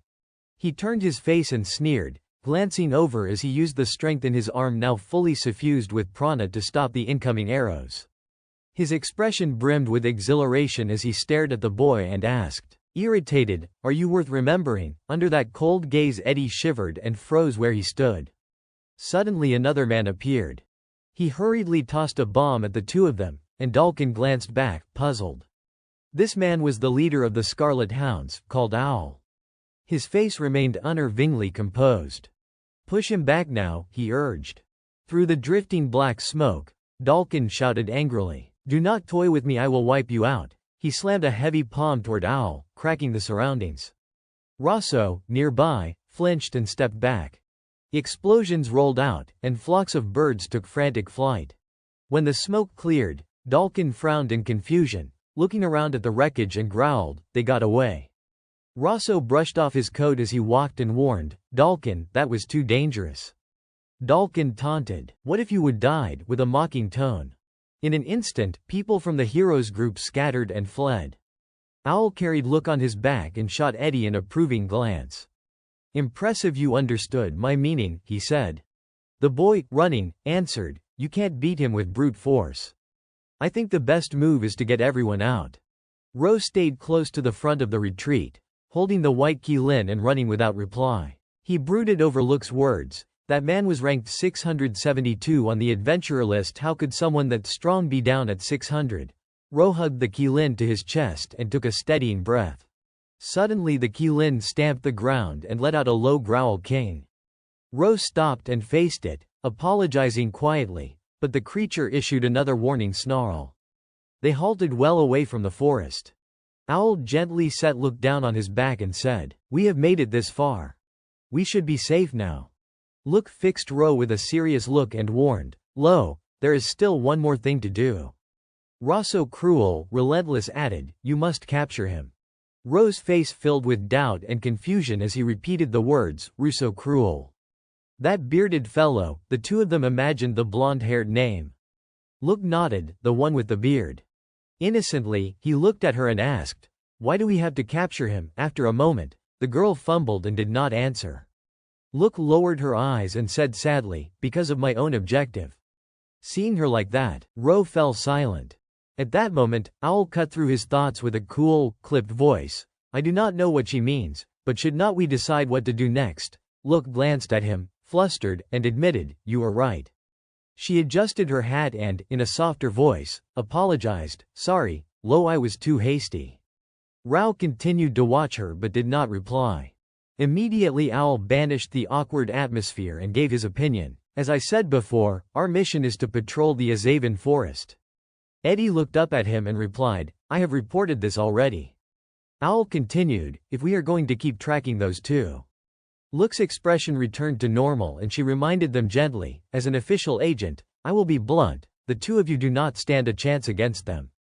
Owl folded his arms and hesitated, "I know. That is why we will only observe." The two of them kept talking. "Once we expose their crimes we will report to the Bureau and let them handle the rest." "Still, it is dangerous. That is exactly why we are doing this," Eddie said. "I am ranked 6,000 among adventurers," he added, making Eddie jump and stare at Owl in irritation. Owl calmly shifted to strategy. "What if we actually pull this off?" Seeing that he was not heeding her warning, Look touched her hat and sighed, "You are admirable. Truly." A moment later she spoke seriously, "With stealth and tracking scores high enough, Plus the fact this forest ranks 48th on the danger list. Depending on how reliable the intel is, you could climb at least 1,000 ranks. Owl smiled thinly, pleased. Eddie, beside him, burst out excitedly, now I have got motivation. Look put her hands on her hips and warned the two of them sternly, just do not do anything reckless. They nodded in agreement. All right, like I said, we won't engage. I do not intend to be reckless. What about you two? She asked, glancing at Ro. He fell silent for a moment, then told them, we want to take the royal horn somewhere safe. They both looked down at the white Qilin and replied casually, good plan. It is hard to fight with the royal horn nearby. Dalkin's targeting that kid. Keeping it close only raises the risk of ambush. Ro stepped forward slowly, ran a hand through his hair, and shook his head. No, it is not that. I just do not want the royal horn dragged into this. He reached out to touch the Qilin's mane. Look sat down beside it, smoothing its fur with a smile. It must be terrified because of us. With the plan settled, Owl spoke coolly, then we split up for now. Once the royal horn is safe, meet under that tall tree. Nana or Eddie will be there each night. Ro looked at him, puzzled. For what? Owl answered calmly, just in case. Do not know when we will need one another. Immediately Eddie offered help eagerly. Lo, before we split, let me show you how to move through this forest. Ro gave a helpless shrug and said, thanks. A little later, Owl urged the boy, hey, if we hesitate, Dalkin might slip away. Up ahead, the boy waved his hand, signaling, go on ahead. No matter where you are, I will find you. After that, Eddie spoke calmly, listen carefully. While Owl merely frowned in annoyance at the boy. In the triangular formation, the three of them conversed casually. Can you teach me more about your tactics? Ro asked. I thought you were in a hurry. Quiet, the boy replied, just a little longer, then I will go. Time was pressing, and the two of them guided Ro efficiently. He looked at them and said, there is a lot to learn. Owl did not hesitate to make a request. I wonder if this counts as tuition, but can I borrow that dagger? My sword is broken. Ro quickly pulled the dagger from his pocket and handed it over. Sure, he said, as long as you do not mind using it for hunting. Before sleep, they said their farewells one last time. Practice visualizing a bit, it will greatly improve your success rate. Do it once a day, remember. Ro nodded, thanks, both of you. By then, Look had become close to the white Qilin. She looked at Ro and smiled softly, then let us get the royal horn somewhere safe. Finally, they could resume the ecological survey they had been assigned. Dalkin remained a concern, but it was their responsibility to complete the mission. You understand what I mean, right, Lo? Ro looked at her emotionlessly and nodded. Seeing his calm face, Look repeated seriously, are you sure? Ro gave a non-committal, Ro then spoke gravely, I trust Owl and Eddie. If it is them, they will get it done. Honestly, they might even be better than me. Look, hearing this, agreed, their skills are truly impressive. As you said, we can trust them. Suddenly, she raised a finger and proposed, I have an idea. Why do not we try to find the royal horn's home during the survey? I have wondered where it came from. There might be more of its kind out there. If the place seems safe, we could even let it stay. Ro looked down at Look thoughtfully and asked, but how do we find it? She touched the Qilin's mane excitedly, we just ask it. Hey, little one, where do you want to go? A moment later, it seemed to sense something. With a low growl, it darted in a direction. Look noticed and said, that looks like the way. The two followed the Qilin closely, whispering, really, let us trust its instinct, it knows its way home. Look's eyes were filled with confidence. It was scared before, she said firmly, if it were just a kid, of course it would want to go home. Ro gazed ahead, hesitating, sounds reasonable. Suddenly, Look pointed to a creature perched in a tree and shouted excitedly. Another unidentified animal, Lo, take note. Ro quickly retrieved his notebook and replied, got it. He sketched the monkey's face and thought to himself, like this, right. Then Look pointed at a deer. Lo, another one. He looked up and replied nonchalantly. She grumbled, you do not have to respond to every single one. There is one over there, he said calmly. Night fell, and everyone rested together in one spot. The white Qilin lay by the fire, warming itself against the chill of the forest. The fire crackled loudly as Ro walked away to enjoy some solitude.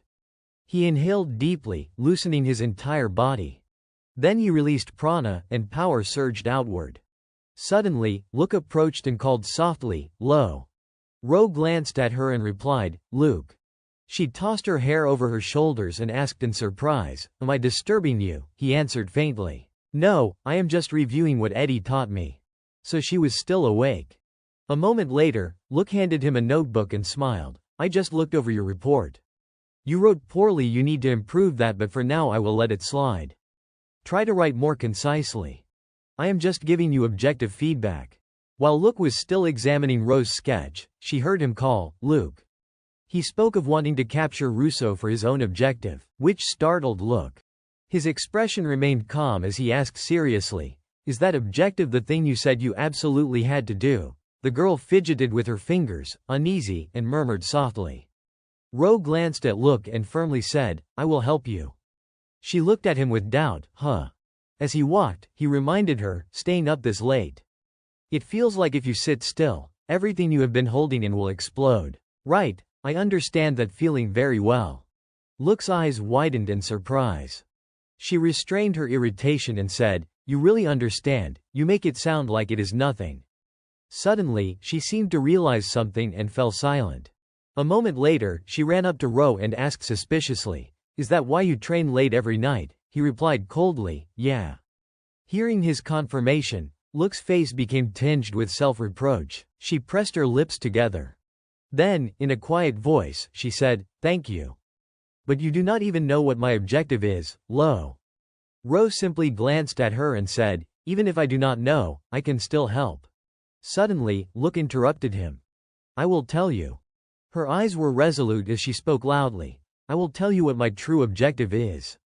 The ranking list, the list of the best, from top to bottom. Everyone fights to climb higher. Being ranked brings honor and proves their worth.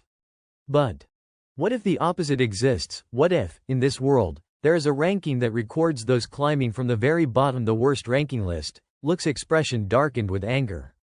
She gritted her teeth and said, "That is it, the dark side of the ranking that I am chasing." Luke was little. 5 years ago, Luke had a very close friend. Her friend was a blind child with blonde hair, a girl named Miriella. She was the only one who wholeheartedly supported Luke. Born blind, she had never seen the world, and so she never poked fun at Luke's dreams. Sitting on a bench, Miriella admired him and breathed, "Luke, you are amazing. Do you really want to become an assessor?" She excitedly shared her own dream. "My dream is to become an assessor and break the rankings. There is no greater honor than to record great people with my own hand to mark those who will make history." After she spoke, Luke leaned back on the bench and complained bitterly, "But the others say I will never make it. You are the only one who believes in me, Miriella." Miriella agreed warmly, "Maybe this school is too small for someone like you, Luke." Then she changed the subject. "Hey, yesterday my family got invited on a cruise." Miriella hesitated, then tried to explain, "I think it is called Bond something." Before she could finish, Luke sprang to her feet and shouted, "Bond Solutions." Instantly she leaned in close, curiosity bright in her voice. Miriella fumbled, "Yeah, the luxury liner that just launched nearby. My dad accepted an invitation, so I do not know much." Then Miriella grew a little urgent and asked, "So, if you do not mind, would you like my ticket, Luke?" Miriella was stunned when Luke blurted out, "What?" Miriella replied matter-of-factly, "I do not really get to see anything anyway." Hearing that, Luke's cheeks puffed in anger. She jumped up and cried, "No." Turning to Miriella with determination, she said, "If I go, I want to go with you." Miriella hesitated, but before she could finish, Luke grabbed her hand. She swore earnestly, "I will hold your hand the whole trip." Touched, Miriella laughed and said, "Thank you, I will ask my father." Luke followed her home with a bright smile. Miriella did ask, and her mother gave up her ticket. Luke was able to board the Bond Solutions liner. The two of them held hands through the voyage. For Luke, who had always felt out of place at school because his dreams were so big, Miriella was his only friend. They exchanged sincere affection. Miriella and her family were grateful to Luke. But the voyage turned catastrophic. 2 days later, a disaster struck, an engine failure left the ship stranded, and it began sinking rapidly. In the control room, a crewman, panic in his voice, reported that more than half the lifeboats were damaged in the collision. If they were to evacuate everyone using the remaining boats, they would need to make 3 trips. The captain, composed, ordered all passengers to the deck. He pulled his hat down and announced gravely, "I will decide who boards the lifeboats." The crewman steadied himself and replied, "Understood, sir."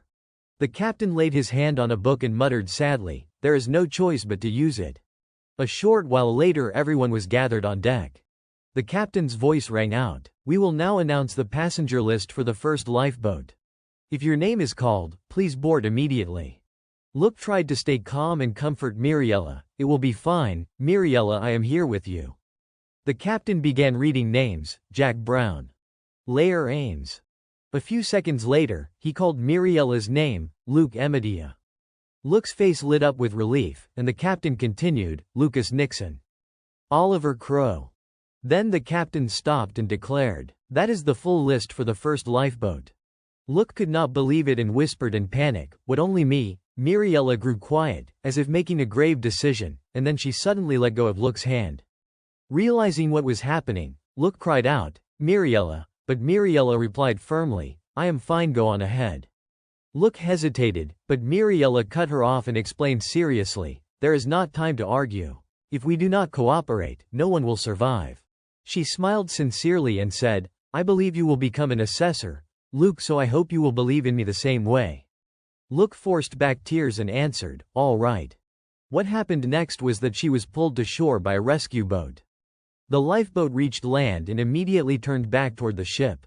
But after several trips, Luke still could not find Miriella's face among the survivors. When she looked out, all she could see was the ship engulfed in flames, and by the time the third rescue run came, it was already too late. Luke collapsed to the deck and muttered, "No. No way." At that moment she overheard 2 crewmen talking nearby. "Lucky we did not go up there, we survived because of that." They chatted casually in front of the roaring fire, talking about how the lowest-ranked people get pushed aside. Luke crept closer and, disbelieving, demanded, "What do you mean by that?" She clenched her fists and, trying to hold back her anger, pressed them for an answer. "What do you mean by the worst ranks?" The 2 men panicked at once. "Kid, did you hear that?" She tightened her grip and, voice trembling with fury, shot back, "Listen to how you reacted. This is not something everyone should know, is it?" Then Luke fixed them with an icy stare and threatened, "Explain. If you do not, I will make sure this worst-ranking rumor spreads across this entire coast." One crewman relented and said, Okay, I will tell you, but do not tell the captain." As he spoke, hatred slowly filled her eyes. Back by the fire, Luke calmly explained what the worst ranking was. She spoke sadly, "It is a list that ranks people from the weakest upward socially, economically, physically, mentally, cataloging those who are deficient in every aspect." She buried her face in her knees and continued, "So you can tell at a glance who they are, understand?" Tully listened in silence and then said gravely, "It is used to decide who gets discarded when things go wrong." She only nodded somberly. Luke went on, voice heavy with bitterness, "Those who hold other people's lives in their hands use it. The captains of luxury liners, hospital directors, politicians, they use the list to decide whose life to prioritize." Then her tone hardened with resolve, "My goal is to erase that worst ranking from this world." Under the starry sky her voice rang with determination, "I will never forgive the system that killed Miriella. A ranking that pushes people into despair has no place in this world." Tully sat quietly and listened. Suddenly he asked, "I understand what the worst ranking is now, but how does that connect to Russo?" Luke calmly outlined her plan. Simply put, she wanted to use one criminal to take down another. She explained seriously, "The worst ranking is an unofficial chart like Russo being listed among unregistered criminals. If we capture Russo and use him to force answers about those unofficial rankings, we can get closer to whoever's behind the worst ranking list." Her tone was solemn as she added, "That is why I want to take down that man, Dalkin, at any cost." Tully asked skeptically, "Is there any clue about the mastermind?" She answered evenly, "No clues at all. But given that they have pulled in politicians and the wealthy, it has to be a big organization." Her face grew grave as she analyzed aloud, "There might even be a secret branch of the Institute. That is only my speculation." After that both fell silent. Then Rode Tully spoke up encouragingly. You must have had a hard time. He looked at her with gravity and admitted honestly, it must have hurt yet you never stopped. You are incredible, Luke. Luke froze, stunned. After a few seconds she almost whimpered, do not. She buried her face in her knees again and said, voice thick, if you say things like that now, I will cry. Ro honestly fell silent. Then he smiled gently. Suddenly Luke made a demand. Then you have to tell me yours, Lo. She looked up and, half playful, said, it is not fair if I am the only one who cries. Tell me your goal. Rode Tully did not hesitate. He agreed, all right. Then, teasing casually, he added, but I won't cry. Luke immediately shot back, no way, I will make you cry right here in my arms. The next day, the quiet forest was suddenly pierced by the sound of heart-wrenching sobs. Luke was crying, her grief evident and profound. Rode Tully reluctantly asked, still crying. She choked back words between sobs, it is just. I have never gone through something as hard as Lo has. Even if I cried all night, the tears would not stop. Eventually, Luke's sobs subsided. Wiping her tears, she spoke, now I understand why Lo was so impatient. He wanted to reach the island quickly to make sure everyone was safe. She adjusted her sword neatly and added, but I realized that even impatience could not get us there any faster. Rode Tully glanced at her and earnestly confessed, you taught me that, Luke. He spoke seriously, if I fall short in the future, please tell me. Luke froze for a moment, startled. You mean? She began. Ro did not answer verbally but nodded firmly. Then he extended his hand and said solemnly, please become my exclusive assessor officially this time. Luke wiped the corner of her eyes and quietly agreed. She tied up her hair and put on her hat. Then, reaching out with a radiant expression, she replied, I will never regret it. Hearing that, Rose smiled gently. They clasped hands firmly. On the forest trail, Luke walked while keeping an eye on their surroundings. We have come quite far, she noted, then looked back at Rode Tully and added, I hope it can find its way home safely. Curious, he asked, by the way, where do royal horn creatures usually live? She answered smoothly, mostly in caves. Luke explained in a composed tone, they are very resilient, so they rarely need to hunt. That is why they usually live quietly inside the caves. At that moment, the unicorn suddenly growled. It bolted forward immediately. Luke rushed after it while calling out, it must be nearby, Lo, do not lose it. Rode Tully responded firmly, understood. The unicorn ran a long stretch through the forest. As they followed, they noticed something ahead. A massive stone stood directly in front of them. Luke frowned, this is. She inspected it briefly, puzzled. A huge rock, then she paused, as if recalling something, and shook her head. Swiftly, she dashed forward. Seeing it clearly, she gasped in shock, Muse mimic. No way, a rare beast like this. Existing here, she lifted a hand to feel its body and murmured thoughtfully, but it is already dead. I see. That explains all the mysteries. Hearing this, Rode Tully asked, curious, what do you mean? Luke stood and explained, do you know about mimics? They are magical beasts that use treasure to lure humans and then devour them. She continued, pointing out the abilities of the mimic before them. Muse mimics use other magical beasts instead of treasure. They swallow rare beasts inside their bodies to lure poachers, living in symbiosis with the beasts they carry, and together they devour the intruders. Luke carefully examined the creature's body while explaining further. They are also called mobile museums. They roam everywhere, collecting all sorts of magical beasts. Rode Tully, finally understanding, asked, could the royal horn be inside this one? She confirmed with a nod. Then, in a serious tone, she analyzed, when a muse mimic hunts, it releases all the beasts it stores at once to attack poachers. But it seems this one was counterattacked this time. Immediately, Rose's mind connected the dots, and he muttered, Dalkin. Luke took notes while making deductions, then our ecological survey is complete. The mass outbreak of magical beasts in the Azaban forest was caused by the muse mimic's death. All the beasts it had been holding escaped at once and threw the ecosystem into chaos. That is enough evidence for our report. Suddenly Rode Tully spoke with grave shock. That is terrible. He eyed the wounds on the muse mimic and asked, Even those injuries were caused by poachers. Look glanced over the damage and shook her head. No, those marks likely appeared after it died, from other beasts feeding on it. She examined the wounds carefully and reasoned seriously. Muse mimics form very tight bonds with the symbiotic beasts they carry. Whoever did this is probably a beast that naturally lives in this forest. Nearby, the white Qilin watched the carcass mournfully. Road Tully stepped closer, patted its flank as if to comfort it, and said quietly, "You have lost your home too." He added in a calm voice, "I know how that feels, like your heart's been torn apart." The Qilin stood there and listened. Look was affected by his words and called his name softly, low.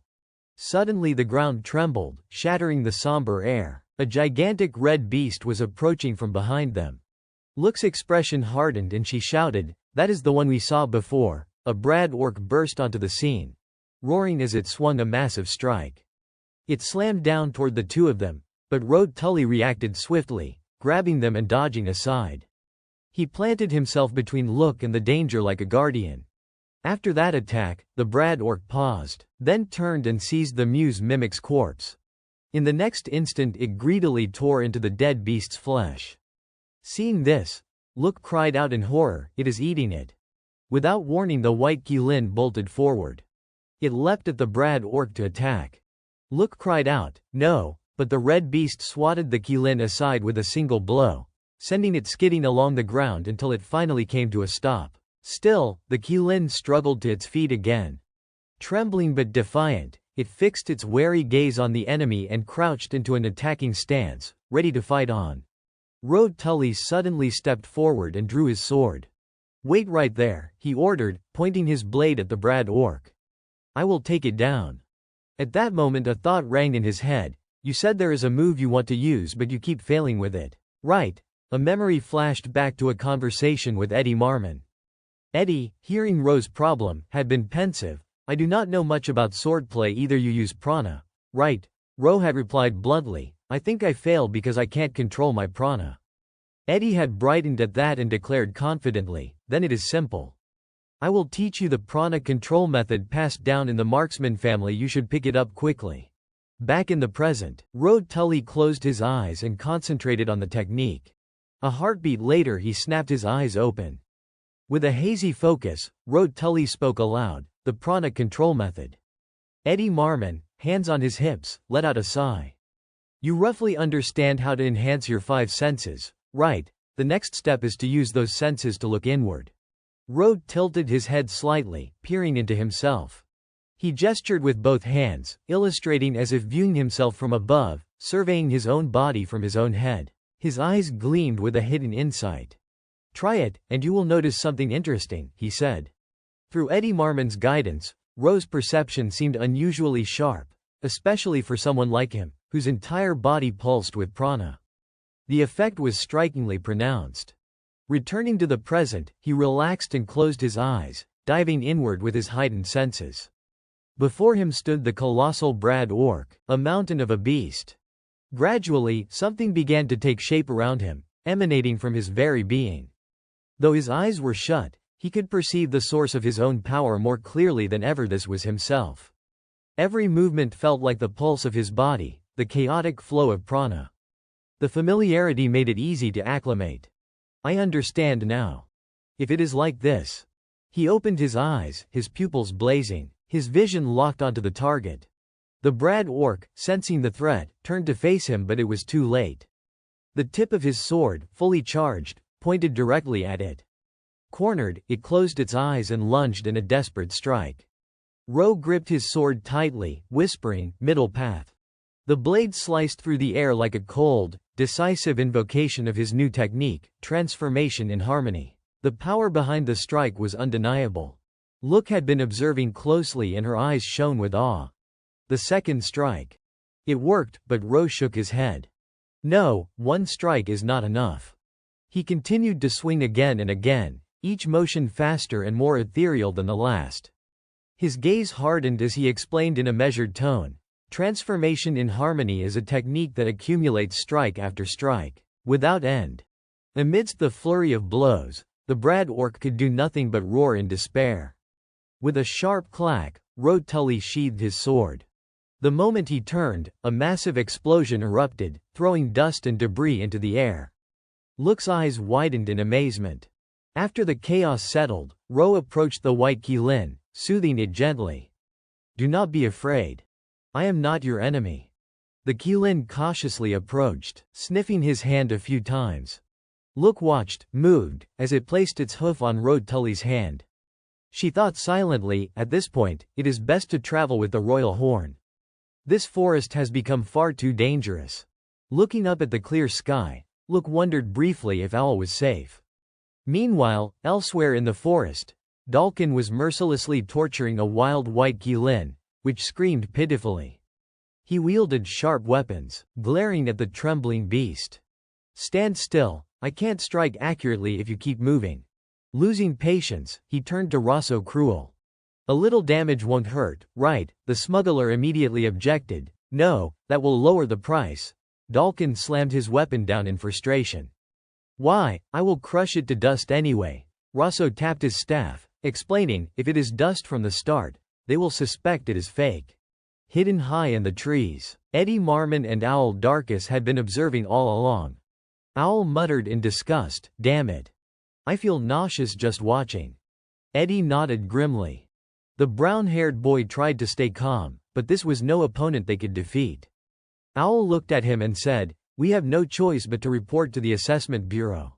On the ground, Rosso was counting cages. It seemed they had gathered nearly all the loot. Suddenly, Dalkin muttered without preamble, "Then now is the time." He formed a circle with his thumb and forefinger, placing it over his wide-open eyes, ready to deal with the intruders watching him. High in the tree, the two observers felt immense pressure. It was too late. With a swish, Dalkin dropped to the base of the tree where they were hiding. He landed a punch that shattered the ancient trunk, forcing them to leap away to avoid the blow. Owl and Eddie skidded several meters before finally stabilizing. The kid stared at the hulking man before him. "We were hiding our presence. When did you notice?" he demanded. The reply was blunt, "From the start, kids." Then Dalkin calmly pointed out their weakness. "You hunted the beasts up in the trees. We are the ones gathering the goods. All the beasts around here were under our control." Eddie swore under his breath, this bastard, yet a flicker of worry ran through him. A 3-digit ranked adventurer is not just muscles. Owl sprang into action, flinging a weapon forward. To everyone's shock, Dalkin nonchalantly caught it. He seemed to know the object was not a real blade but a sack of sand. Next came an arrow. Was that trick used twice? It turned out to be a smokescreen tossed to buy a chance to flee. Standing amid the choking dust, Dalkin roared, "I will kill you." Owl spun and shouted, "Run!" Eddie did not hesitate either. "We are running." Even while sprinting at full tilt, Owl understood that the same cheap trick that worked before would not save them now. "What do we do?" he thought. An idea sparked in the boy's head. Eddie plucked a leaf from a branch while Owl watched, puzzled. "We can only try to raise our survival odds even a little," he muttered. Gritting his teeth until his fingertip bled, he smeared blood across the leaf. He then wrapped the bloodied leaf around an arrow. With a whoosh, the arrow streaked away on its flight. Both of them followed its path with their eyes. Eddie exhaled, "I did everything I could." They felt Dalkin close in. He exuded raw killing intent. "What, you still have not run?" he jeered. "Smart thinking. I know every contour of this terrain. I will kill you in one strike."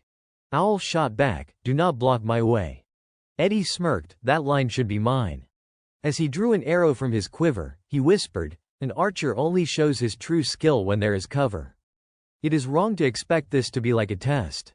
Beside him, Owl slowly unsheathed his keen blade, adding dryly, "Coincidentally, I am different from when I competed. Team fighting is my specialty. It is easier to show skill with allies at your side." Blue prana began to rise around Eddie. Red prana flared around Owl. "Good," they said in unison. They took their stances, ready to face whatever came. "Let us go." Ro turned his gaze away, his eyes lifting to the sky. "I feel a strange surge of energy. Is it just an illusion?" he wondered. Luke stepped forward, calling out, "Lo, about what we should do with the royal horn from now on." The white Kirin closed its eyes, attentively listening to her suggestion. "At this point, I think the best course is to protect this child." Take it to the assessment bureau. This is not the first time I have defended a magical beast, let me handle it. Rose studied her for a moment, then slowly analyzed the situation. That guy won't sit still. If we want to leave the forest with the royal horn, we have no choice but to defeat Dalkin. Look nodded firmly. I think so too. She held up 2 fingers. I have exactly 2 options in mind. She crossed her arms and elaborated. First, wait for Owl to report to the assessment bureau and have the Institute forces arrive. But the opponent is Dalkin. If someone like Mr. Loud is waiting there, they will rush in immediately. Otherwise, it will take time to gather them all. Rose's voice deepened. Dalkin's control over key energy surpasses mine. I am not confident I can keep evading his perception indefinitely. Look's eyelids flickered. Frowning, she suggested, the other option is very simple. Ro listened intently as energy began to ripple throughout the forest. Figures thundered forward. Dalkin thrust his massive hand out, astonished. What? Eddie and Owl activated their own ki, alert to his next words.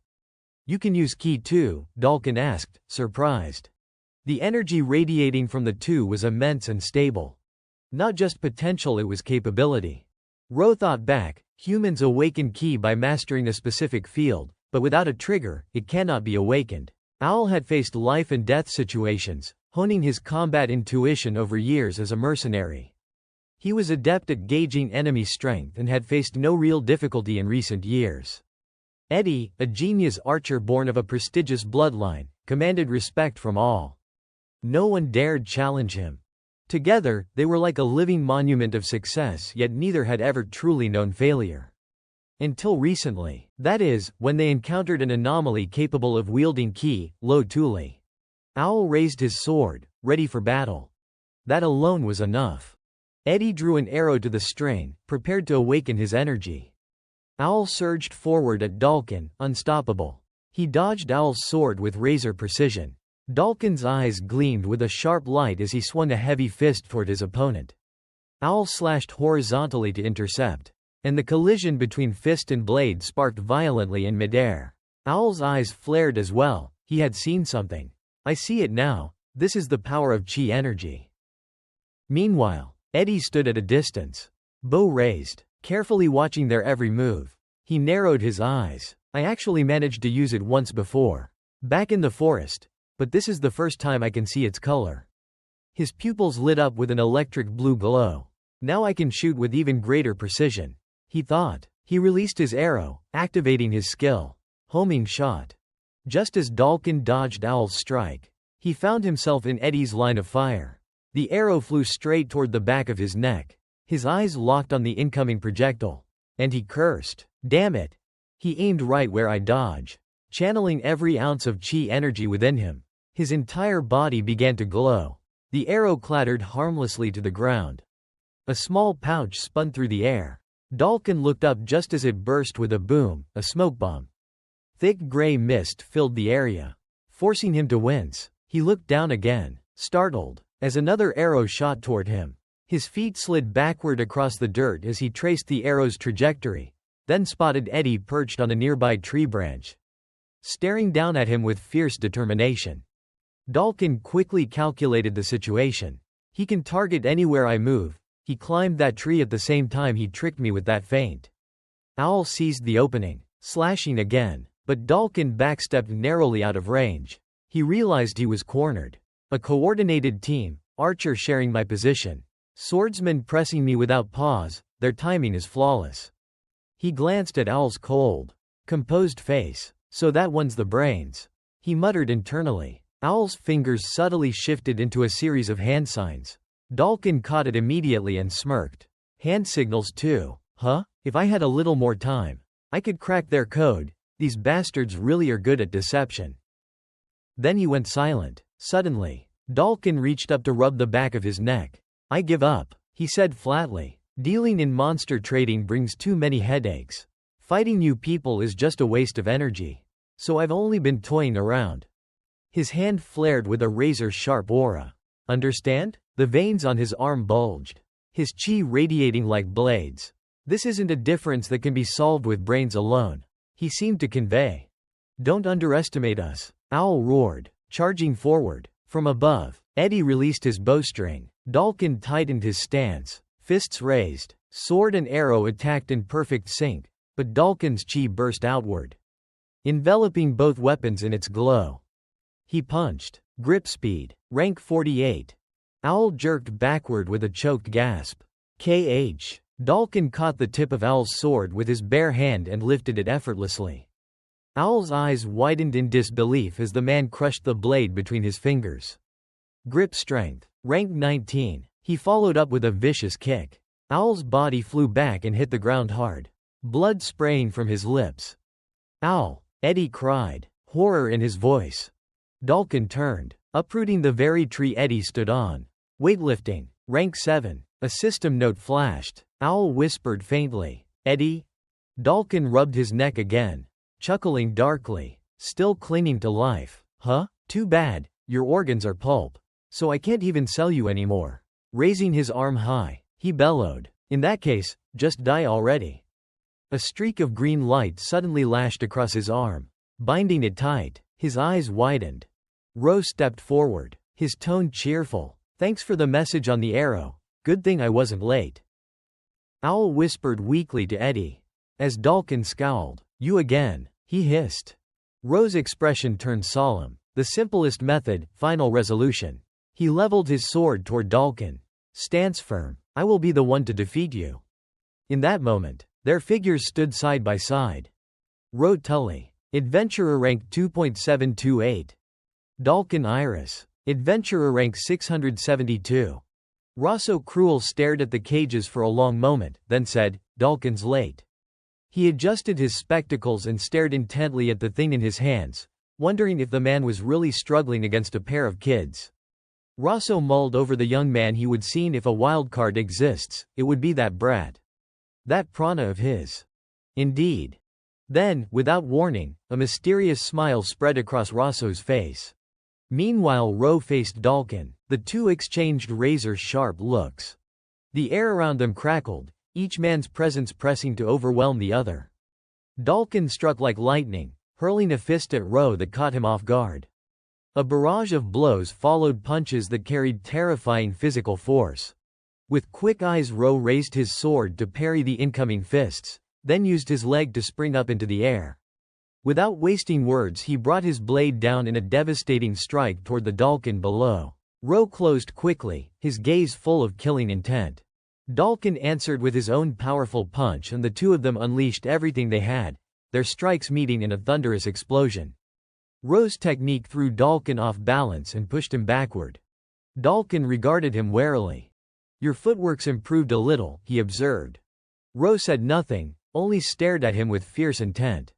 Then Dalkin sneered dismissive, as if to belittle him, and suddenly unleashed his full power in anger. You still are not my match. The overwhelming surge of strength stunned Ro. Before he could make sense of it, Dalkin closed the distance and delivered a brutal kick that sent Ro skidding backward. Ro landed and snapped back into combat stance. Dalkin reappeared through the smoke and lunged with another punch. Ro moved with nimble footwork and slipped aside. Dalkin barreled into a tree and glanced back. What is the matter? He called, then shoved with raw force, sending the whole tree crashing toward Ro. You can't win by running forever. With no other option, Ro ducked low and endured the onslaught. Dalkin charged again, eyes full of killing intent. Die. In that desperate moment, Ro remembered a single fact. Dalkin's adventurer ranking 672. He met the next strike with his sword, thinking, I have fought stronger opponents than him before. Do not underestimate the adventurer ranking. Under the opponent's overwhelming pressure, Ro steadied himself. Do not be afraid. Immediately a blue light shone from Ro's body.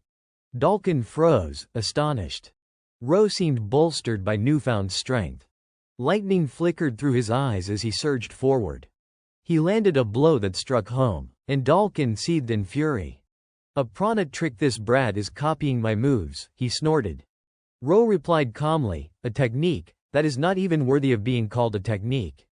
Dalkin, unable to accept the insult, swung his fist again. As Ro evaded, memories of prior lessons came back to him. You do not always meet superior strength head on. Think, adapt. Owl had once told him that strategy is not invention. It is born from the knowledge you possess and the templates you have memorized. The foundation of tactics is to seize numerical advantage. Owl had offered to teach him a few simple templates to do just that. Ro quickly recalled the steps Owl had shown him. First, ambush using team coordination. Second, lure the enemy into your territory. Third, synchronize a surprise attack from a concealed unit behind the foe. At that exact moment, Owl appeared and lunged toward Dalkin. Dalkin could not believe what he was seeing. You can still move, he spat. Owl forced a bitter smile. You bastard, you are really pushing me to my limit. Then Owl surged, wrapping himself around Dalkin's back. Now, Owl yelled.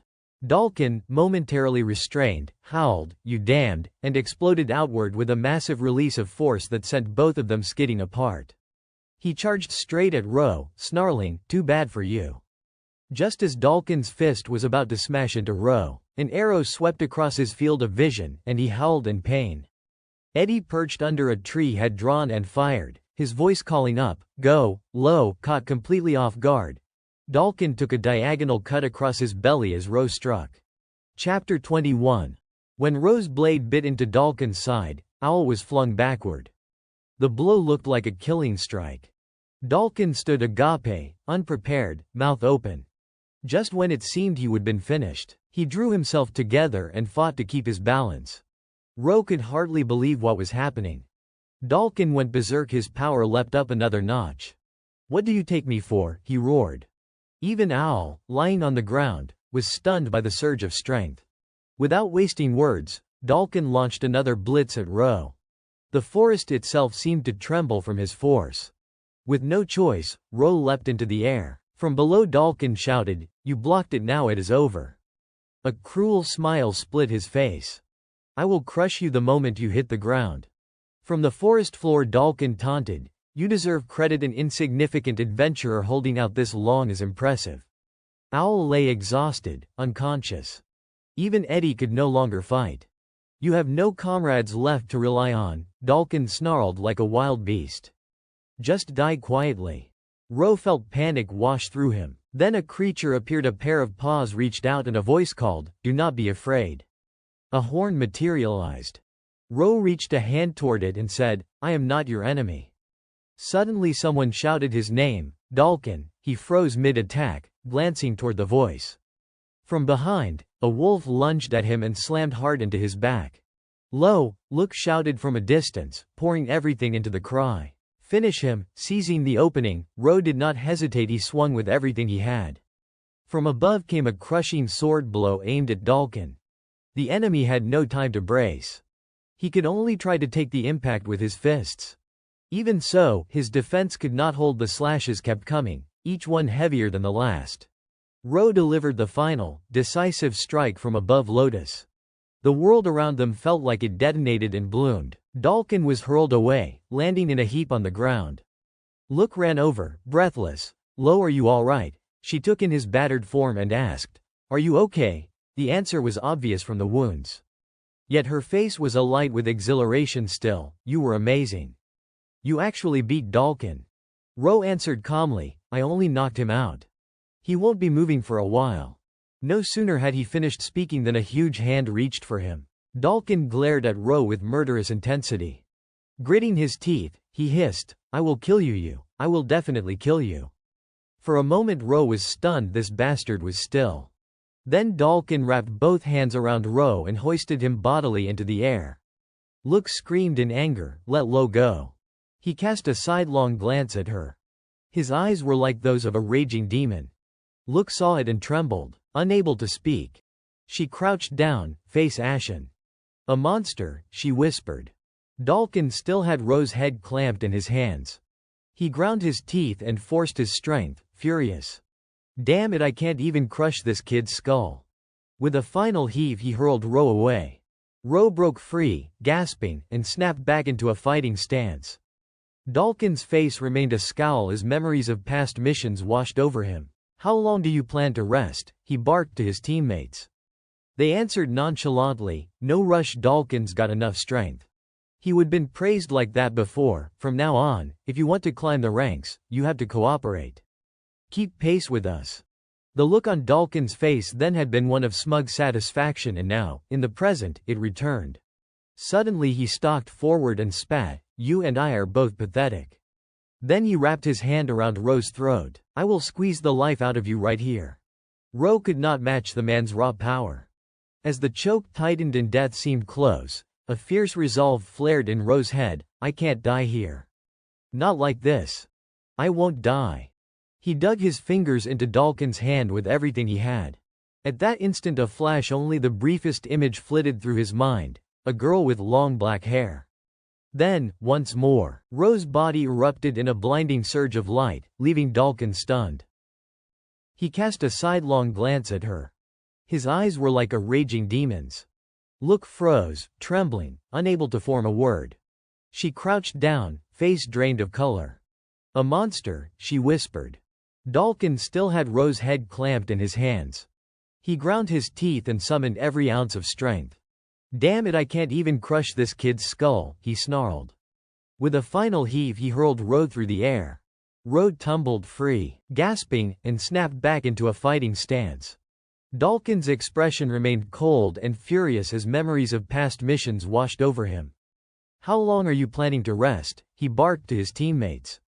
They responded casually, "No rush, Dalkin's got enough stamina." They had been told before, "If you want to climb the ranks, you must cooperate. You must match our pace." At that time Dalkin had felt a fierce pride, and now that same smugness coated his face again. Suddenly he stalked up to Ro and spat, "You and I are both pathetic." Then he wrapped his hands around Ro's throat. "I will squeeze the life out of you right here."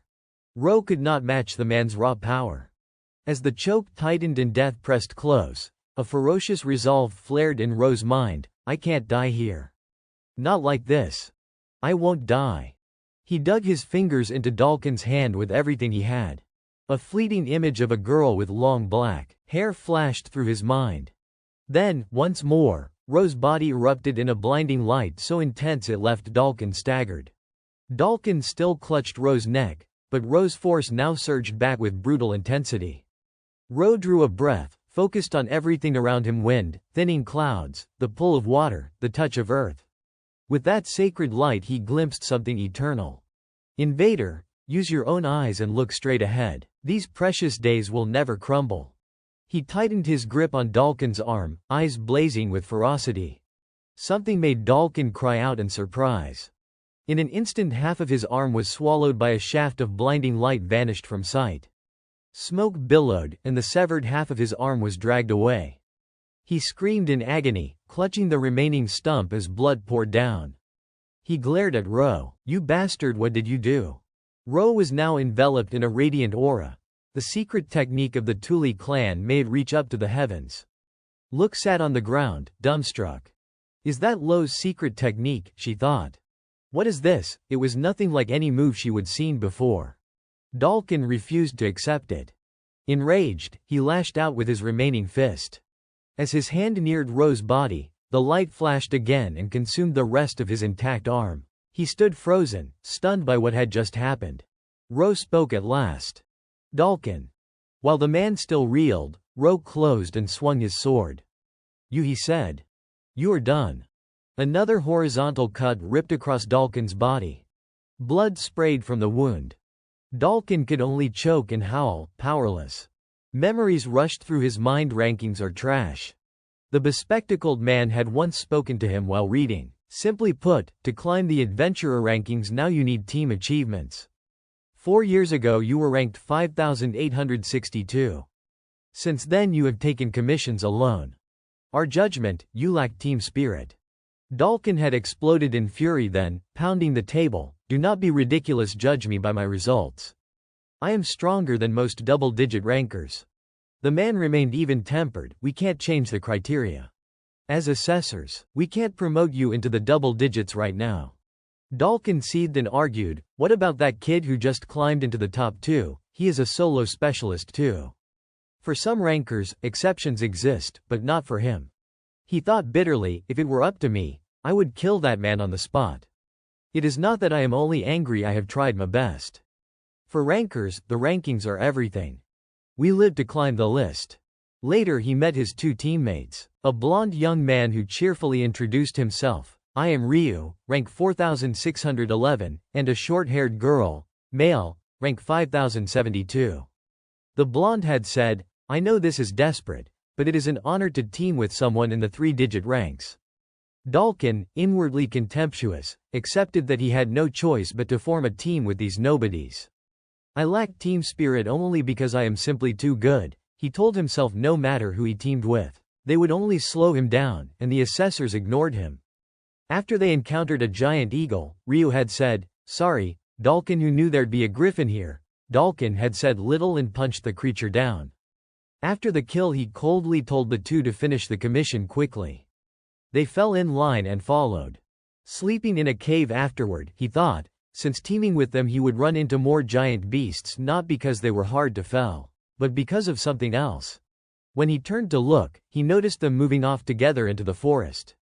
Following them, his expression hardened. Ryu said, look male, so many valuable materials.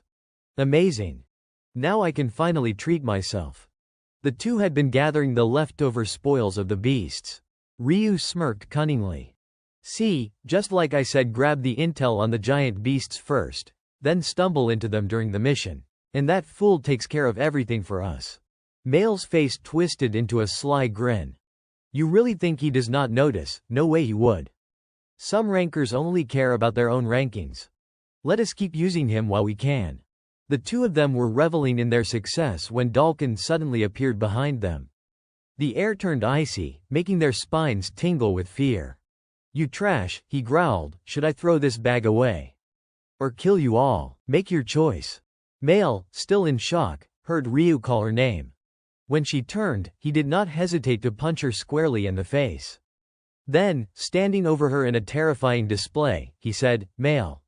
What are these wounds? It was as if possessed. He snapped toward Dalkin. What did you do, Dalkin? He spat, eyes full of contempt. Ryu's frustration boiled over. Yes, maybe we are a burden to you, but hitting teammates, your face says it all, he growled, the distortion of anger twisting his features. That is exactly why you can't climb the adventurer rankings. He grabbed Male's hand and pulled her upright, pointing straight at Dalkin. I will report this to the bureau. Say whatever you want, but compared to an incooperative ranker, my word holds more weight. However, we are generous if you apologize. We will let this go. He glanced at the girl. Right, Male, the girl, speechless, only nodded in agreement. Right, she murmured. Dalkin's hands clenched, his fury palpable. Do you expect me to bow to trash like this? You think I will obey just to climb the ranks? Suddenly, a wicked smile spread across his face. But then, before him, the two people were now sprawled in pools of blood. No. No way, he muttered. I do not regret it, but the Bureau has noticed. Killing a ranker is a serious crime. Thanks to his past achievements, he had escaped prison, but his ranking was revoked, and he was banned from re-registering for 3 years. That was when he got the chance to betray someone for money. While he lived recklessly to earn cash, his registration ban expired, and at that moment, a broker approached him with an unusual offer. A man named Rosso appeared at his door. If you want, why not buy a ranking, he suggested. The man's face lit up with delight. Perhaps. All he wanted was revenge. He wanted to destroy the ranking system. He wanted the assessors, who had never appreciated his true value, to regret it. That brat. One day, he would feel it too, the pain of hitting the ceiling as a ranker, trapped with nowhere to retreat. After defeating Dalkin once again, Ro emerged victorious. The winner, Lo Tuli, adventurer rank 2728. In the deserted forest, Ro sheathed his cold sword and stared down at Dalkin, who lay unconscious on the ground. His face was scraped and exhausted. He breathed hard, then drew a long, steadying breath. He moved off to a dim corner to compose himself. Suddenly Look called out loudly, Lo, where are you going? Ro's face darkened with anger. He answered with quiet resolve, it is not over yet. I have to capture Rosso.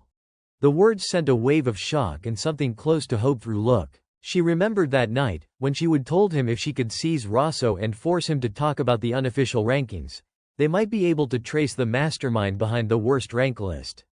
Look lowered her eyes, pressing her lips together to hide the emotion welling up inside. Then she bolted forward. She threw her arms around Ro from behind and sobbed, "Not now. Not like this. With your current strength, Lo, even you would be defeated. Wait for the next chance," she begged. Ro turned, glanced at her, and hesitated before replying, but Look bowed her head and said softly, "It is okay. If we can catch a ranker who is willing to speak, that'll be enough for now." Ro looked baffled and said nothing. Immediately his body betrayed him. Fatigue overwhelmed him and he collapsed, gasping out, "Sorry." Look froze in terror, then rushed to him, shouting, "Lo." After the battle, Eddie woke first and went to report to the assessment bureau. Owl regained consciousness next and helped with the wounds. While Owl tended injuries, he spoke calmly and analytically, "I am hurt pretty badly too, but if we wrap the body in prana we can still move. This power the earth is beginning to make use of it. While I slept, I had a long dream." Ro had drifted into a dream-like recollection. He would seen, in a blur, a beautiful woman with blue hair sitting with a familiar man. The man spoke skeptically, "Is it really enough to just tell the boy? He is only 1 year old." The woman smiled reassuringly and stroked the child's head, "It is fine. That is how the technique works. It does not etch itself into the mind. It is engraved in the heart in the prana.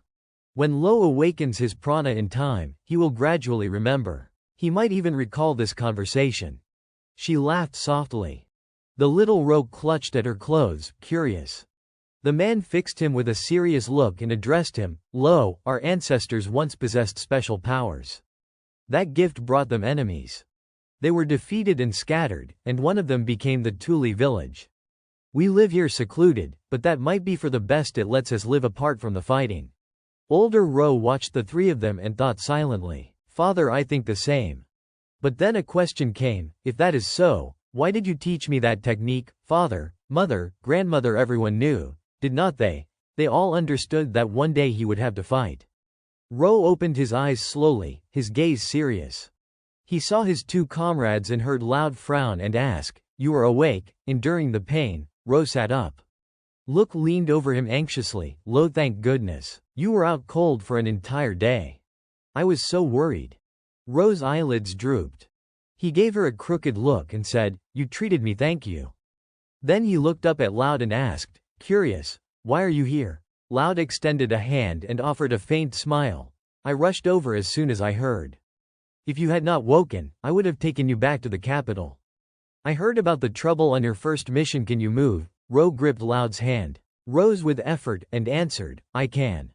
Suddenly Ro scanned the area and noticed something. He saw the other two murmuring to one another.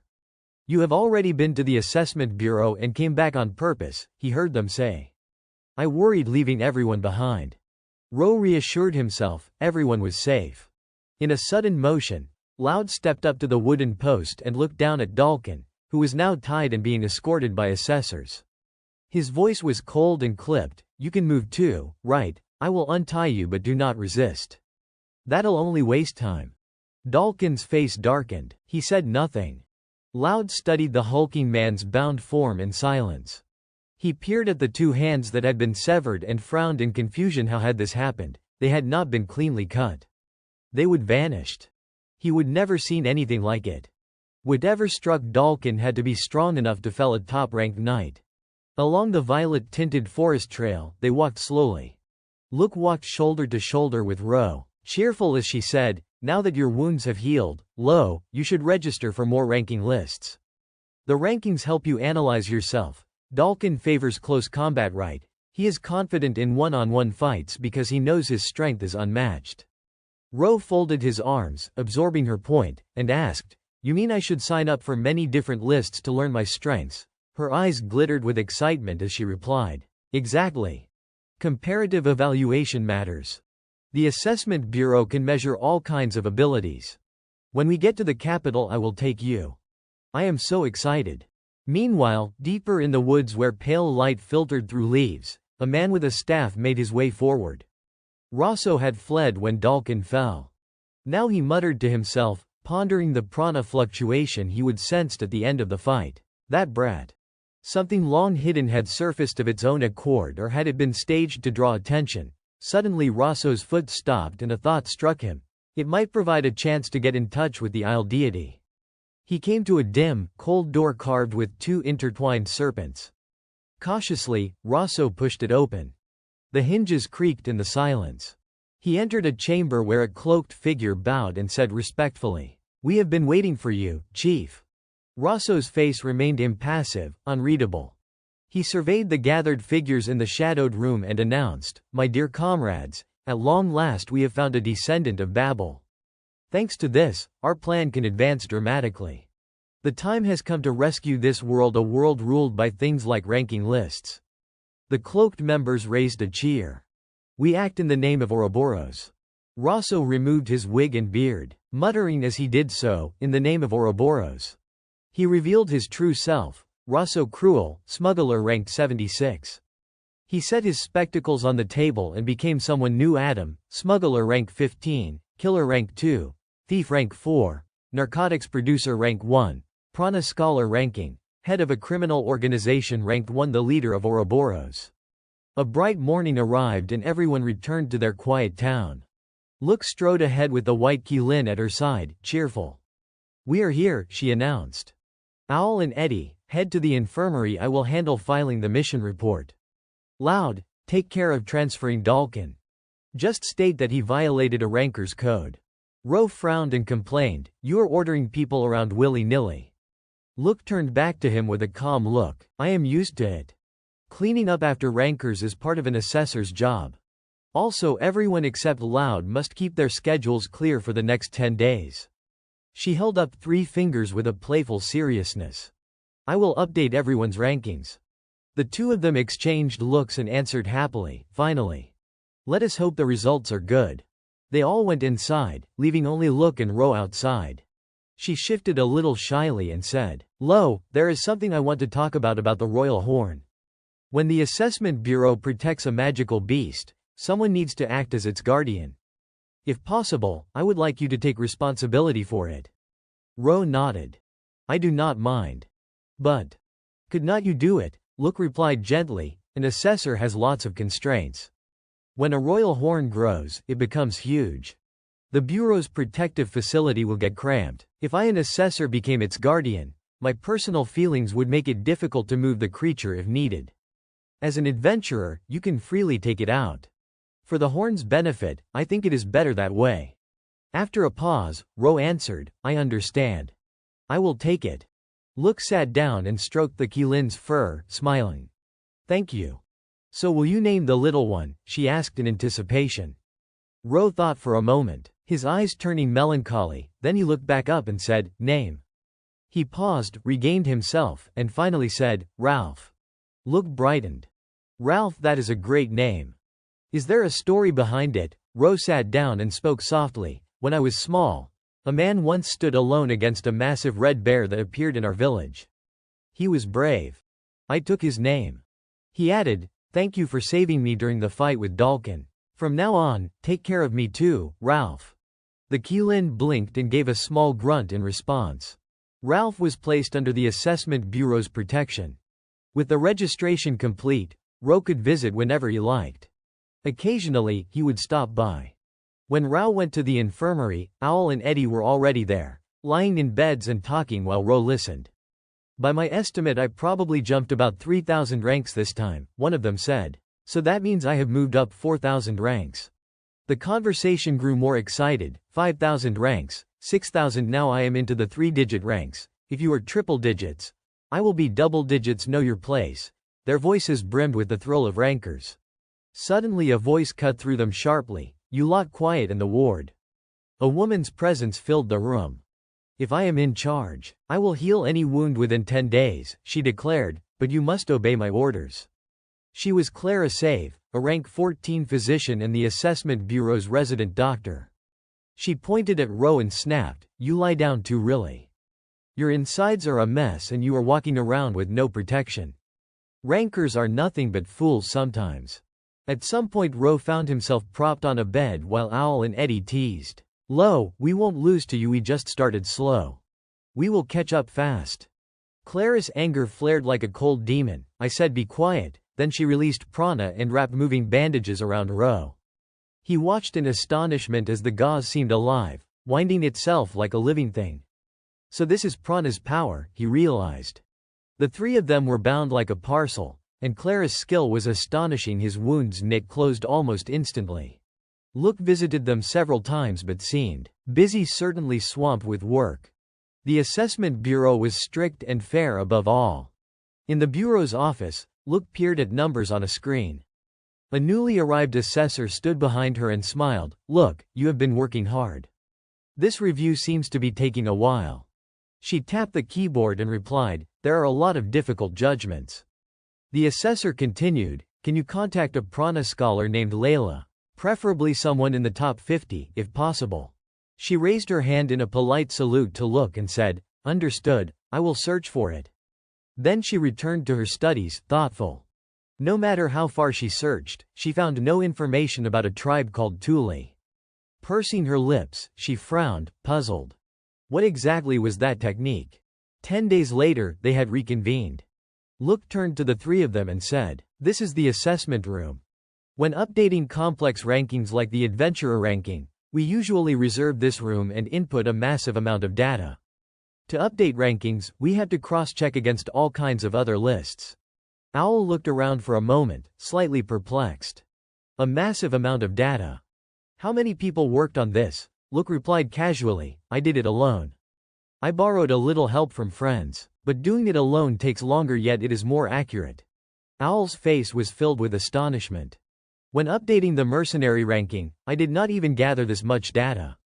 The adventurer ranking is known for its complexity, yet she manages all this for 3 people by herself. This assessor is really something. Ro, now looking healthier, bowed slightly and said apologetically, I have troubled you. Have not I? Luke winked at him and cheerfully replied, not at all. This is our job. Among assessors, some could finish this workload in half a day. Now, let us get to the main task. I will update the adventurer rankings for the 3 of you. She began with Owl. Owl Darkus, current adventurer rank, 63,015. During the Azaban Forest Patrol, you cornered Dalkin Iris, who violated Ranker rules. Excellent improvisation. Your strategic ability shows even in a random team setup. Eddie, aim well. Low, continue running. Your leadership allowed you to plan independently. Considering all that, your new adventurer rank is 2097. Owl's eyes widened. Owl Darkus, adventurer rank 63,015, right pointing arrow 2097. Next was Eddie. Eddie Marksman, current adventurer rank 6,752. During the Azaban Forest Patrol, your mental focus allowed you to hit targets without error in any situation. You understand prana well enough to teach others, and you have grasped the concept of enhancing your 5 senses. Using those senses to examine yourself, especially your keen awareness in a forest environment, suits an adventurer perfectly. Considering all this, your new adventurer rank is 1,873. Finally, Luke turned to Ro. Lo Thule, current adventurer rank, 2,728. Through your ecological survey of Azaban Forest, you discovered 7 unidentified magical beasts and identified the cause of the mass beast outbreak. Additionally, your swordsmanship is comparable to Dalkin's, balanced, with high potential for continually absorbing new techniques. On top of that, there is the mysterious secret technique you possess.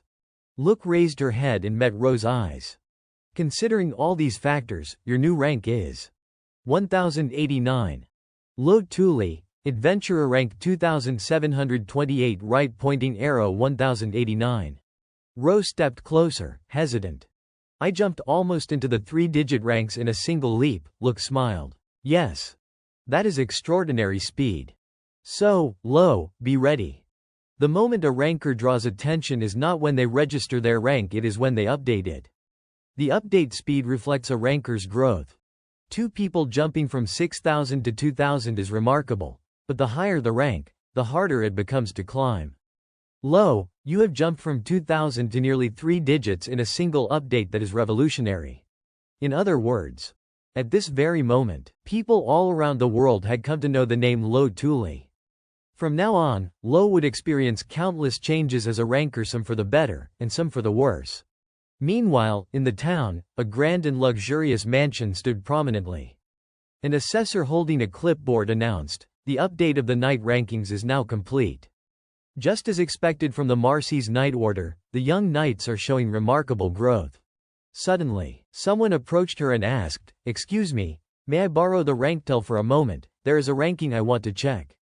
She smiled and handed over the device. Of course. Looking at the adventurer rankings, she recalled that earlier that morning, a ranker had leapt through the numerical ceiling in a single bound. Holding the ranktel, her expression slowly darkened as she realized the rank had increased. Even though he had defeated Kenseruryu, jealousy and envy surged within her, and a burst of power emanated, forcing the assessor to step back in fear.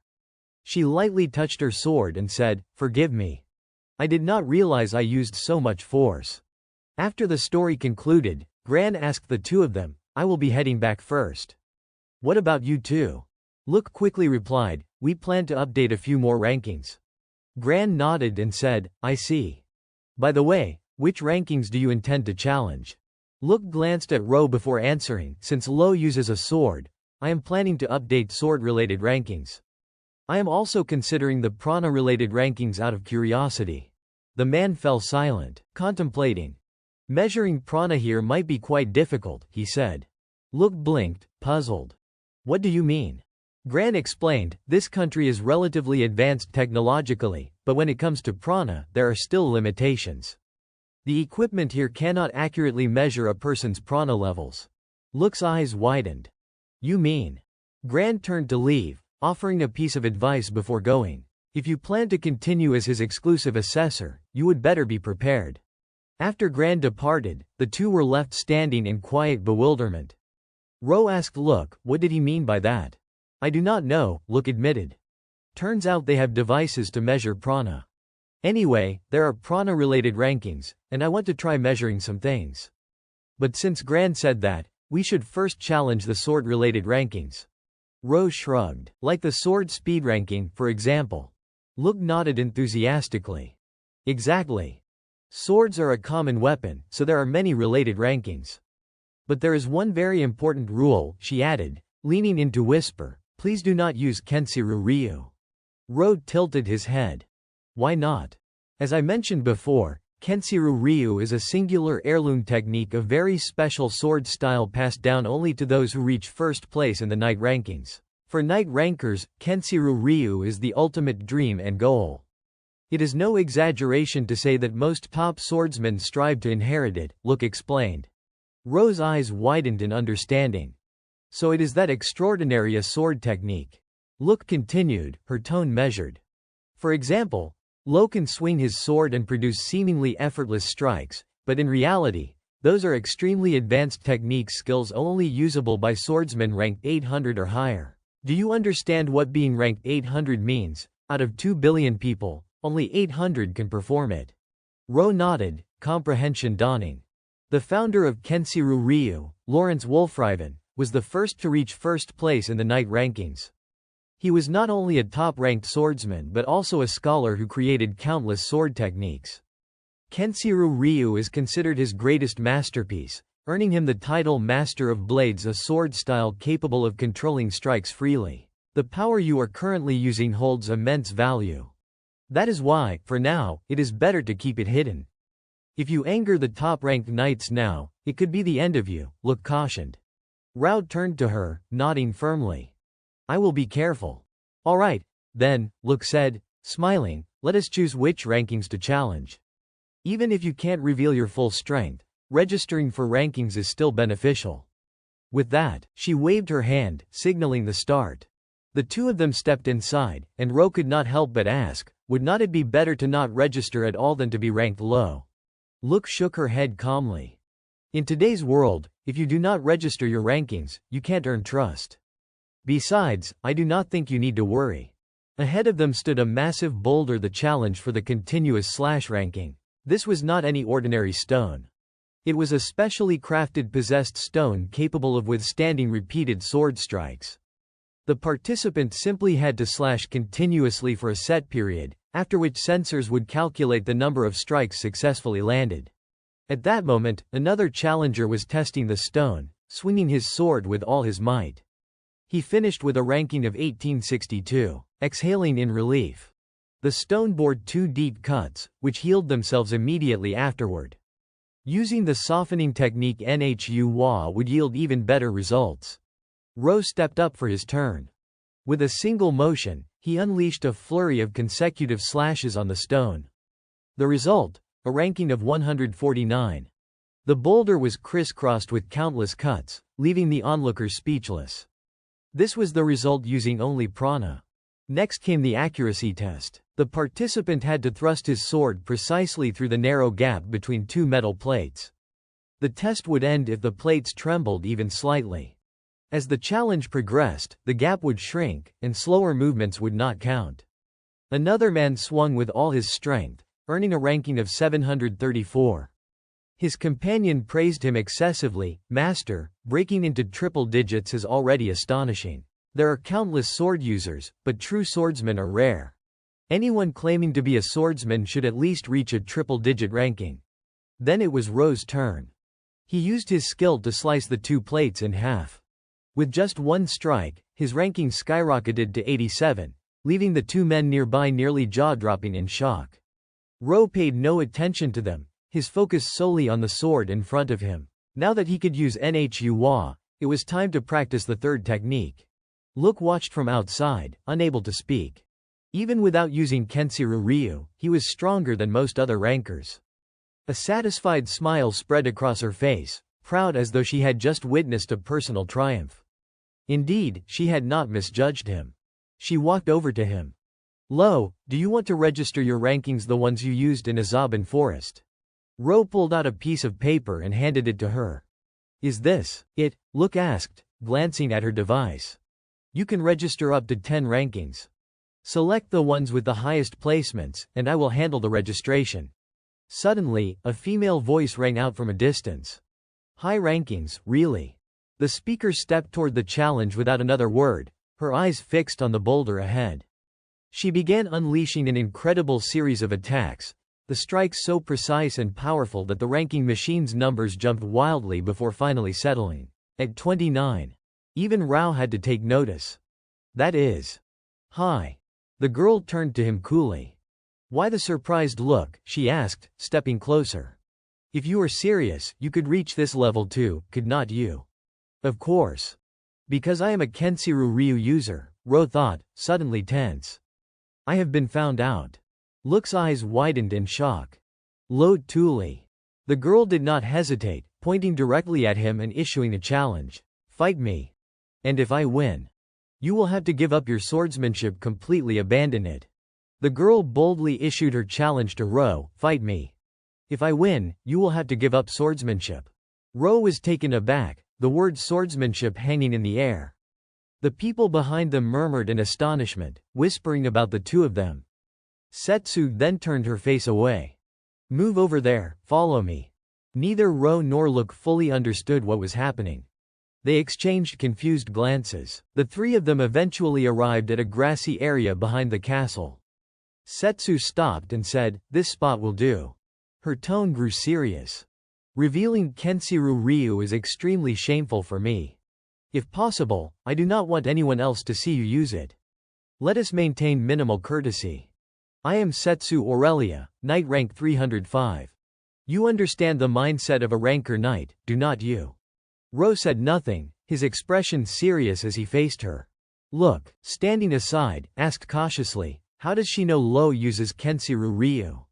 Setsu's eyes widened slightly. "What, you really thought you would not be noticed? You shamelessly used it during the adventurer ranking registration exam."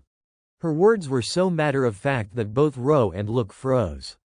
Setsu continued, "A senior knight I respect also participated in that exam. I happened to witness it firsthand. The moment I heard my senior's explanation, I realized you had stolen Kensiru Ryu." Ro scratched his head, flustered. "I did not steal it at all." Of course, Setsu did not believe him. "Then what is it? Do not tell me you expect me to believe that Master Adol personally taught you." Hearing the name, Ro was genuinely surprised. Master Adol, even more absurd, Setsu explained. Master Adol is a noble knight of the highest order. There is no way someone refined like him would be involved with someone as crude as you. Besides, I am the one set to inherit Kenshiro Ryu from Master Adol. That day, he made it explicitly clear. You probably only saw Kenshiro Ryu in some records and tried to mimic it. Using a false name causes problems for Ranker Knights. If you apologize now and promise never to use that false name again, I will forgive you. Ro, innocently, said, but Adol really did teach me. Look, standing beside him, nearly fell over in shock. Setsu's expression instantly hardened, eyes burning with lethal intent. What? She spat. Ro did not hide anything. I became Adol's disciple. Within just 1 year. At that moment, Setsu could no longer contain herself. Grinding her teeth, she drew her sword. Sometimes, humans simply cannot restrain their rage. Even knowing it might be a lie, his words had defiled her spirit and insulted the admiration she held. Lo Tuli, you deserve to be cut down. With that, Setsu released her own energy, pointing the tip of her sword directly at Ro. And so, the battle officially began. Lo Tuli, Adventurer rank 1089, versus Setsu Aurelia, Knight rank 305. Faster than lightning, Setsu surged toward Ro. With her overwhelming strength, all he could do was defend with his sword. As he narrowly evaded her initial strike, he thought to himself, if I do not attack, I will be hit. Ro summoned his technique, drawing his sword. Setsu immediately recognized his move. Fungba, she declared boldly. Good. I will use it too, she added. The two launched the same technique simultaneously, Fungba. Their strikes flashed in a brilliant arc as they collided. Luke watched from outside, marveling. Slightly different from Lo's Fungba, but faster than Lo, Setsu's technique had a split-second advantage, knocking Ro's strike aside. For the first time, he saw his own technique outpaced so swiftly. Ro quickly regained composure and moved to his next technique. This time, just by observing his movement, Setsu instantly anticipated it, MANHWA. She swung her sword in a flash. Fine, I will show you the real thing, she snapped. They both launched the same techniques in unison, Zhang Dao MANHWA. The two of them crashed into each other and the duel exploded into a brutal, no-quarter fight. Look, watching from outside, could hardly believe what she was seeing. It was an astonishing spectacle. A clash between two practitioners of Kenshiro Ryu. But Kenshiro Ryu is a single-line heirloom art. Lo learned it from Adol, so Setsu using it as well made no sense at all. What is more, Rao seemed to be on the back foot. Setsu's version of MANHWA was strangely different from what he had known, rougher in form, but she was pushing him back with pure swordsmanship. He could not block her. The next instant a blow from Setsu struck home and sent him flying. Setsu stared at him, unable to accept it. Could this really be happening? No. I believe in Master Adol, she thought. She faced Ro and said, Loi Qiam and Zhang Dao, those were my victories. Now let us try Quang Dao. Ro looked badly outmatched. He could not find a word. Setsu sneered in contempt. Do not tell me you only know 2 moves from Kenshiro Ryu and yet you call yourself Adol's disciple. Outside, Luke was furiously searching the net for information on the swordswoman. Setsu Aurelia, 17 years old, same age as Lo. Her face went pale as she scrolled. Knight rank 305. Sword speed rank 14. Continuous slash rank 29. Cutting accuracy rank 22. Slash range rank 67. Cute baking rank 9. Luke's worry spiked. This is bad. She is practically a fully upgraded version of Lo, at least compared to his current strength. He can't win with swordsmanship alone. Ro, meanwhile, tried to think of a counter. Then something changed. A different kind of power swelled around him. The air stuttered. His aura coalesced like little whirlwinds, soft breezes and parting clouds.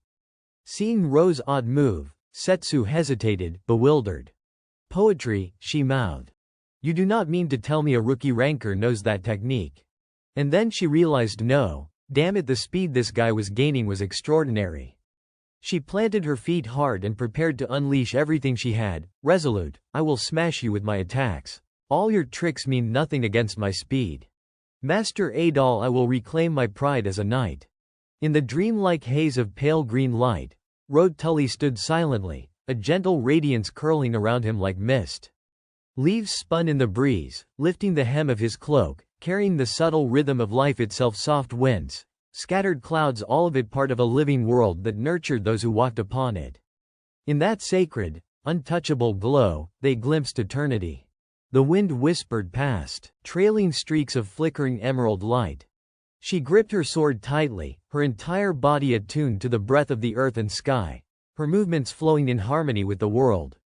Through widened eyes of astonishment, the figure of Road Tully stood at the center of a still, brilliant ring of light, proud, as if chosen by heaven itself, a power reserved only for those deemed worthy, if he could truly wield it. A breeze brushed forward, sending shimmering trails ahead, yet his face remained calm, eyes closed, as though listening to the subtle whispers of the world. Then, invader, the unspoken thought seemed to command, look straight ahead with your own eyes. It was not the clash of steel that rang out, but fate itself opening its eyes. In that fleeting moment, time seemed to freeze, witnessing a soul step into the radiant path of its own destiny, on these precious days that would never fall. In the depths of those eyes burned a golden flame of determination, not anger, but the clarity of one who understood why they held their sword. I will crush you with your own strike. In the instant where wind and light became one, she stood firm, like an arrow tearing through the still sky. The crimson sword in her hand was more than a weapon. It was a declaration, a mission, a flame, a soul that would not bend before the storms of fate. Loi Kiem, Fong Ba.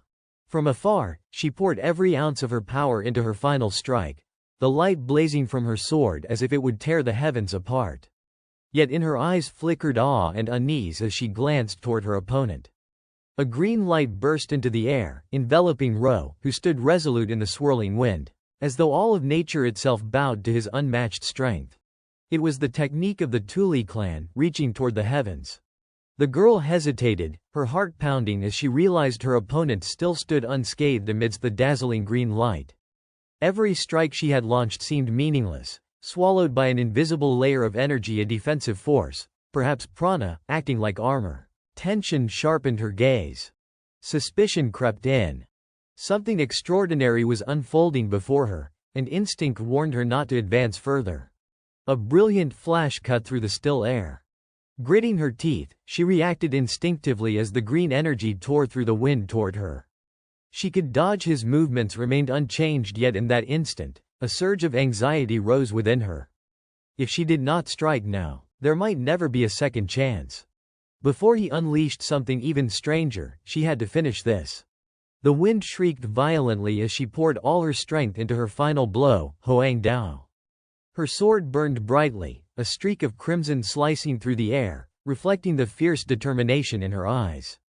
Before her, the green light of her opponent erupted, the two forces colliding with a cataclysmic roar that shook the very air. There was no way to withstand it. The power of the collision created a moment filled entirely with golden light, illuminating the surroundings. The space itself seemed to be consumed by brilliance, as the two blades clashed with a tension like a drawn strain.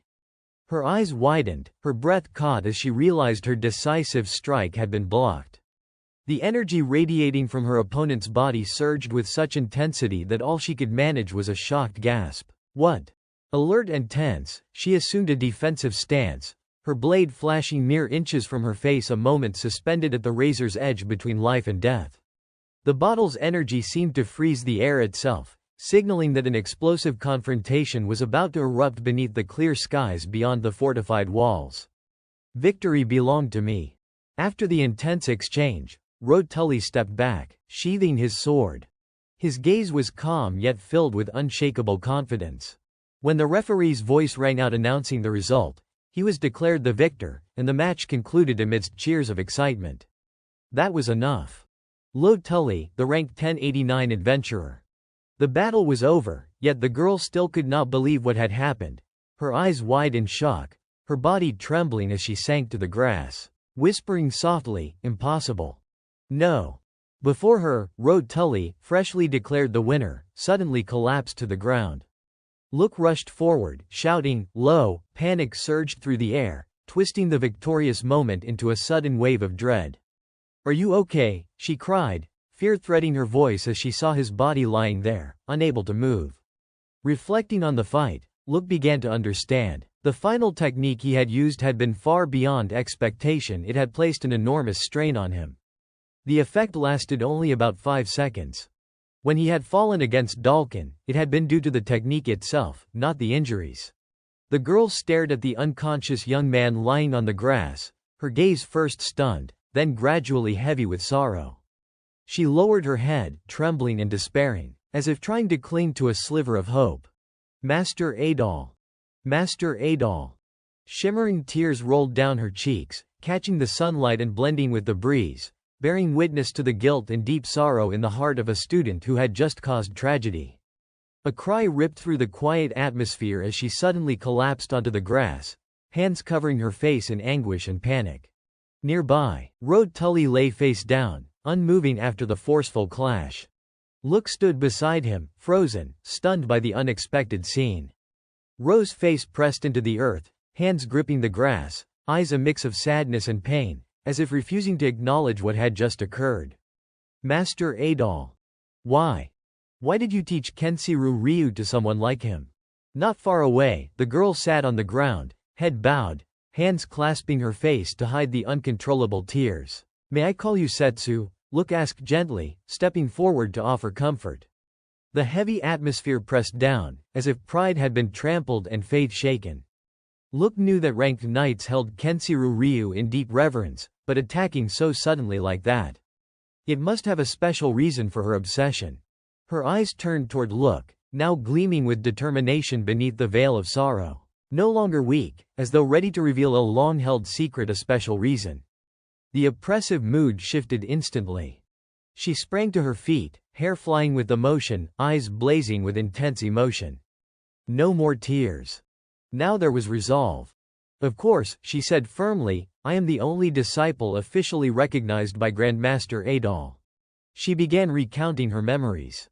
Morning sunlight bathed the quiet training grounds. In the past, when her knight rank had stagnated, she had stood before Adol in his black cloak, calm and dignified, a figure she deeply respected.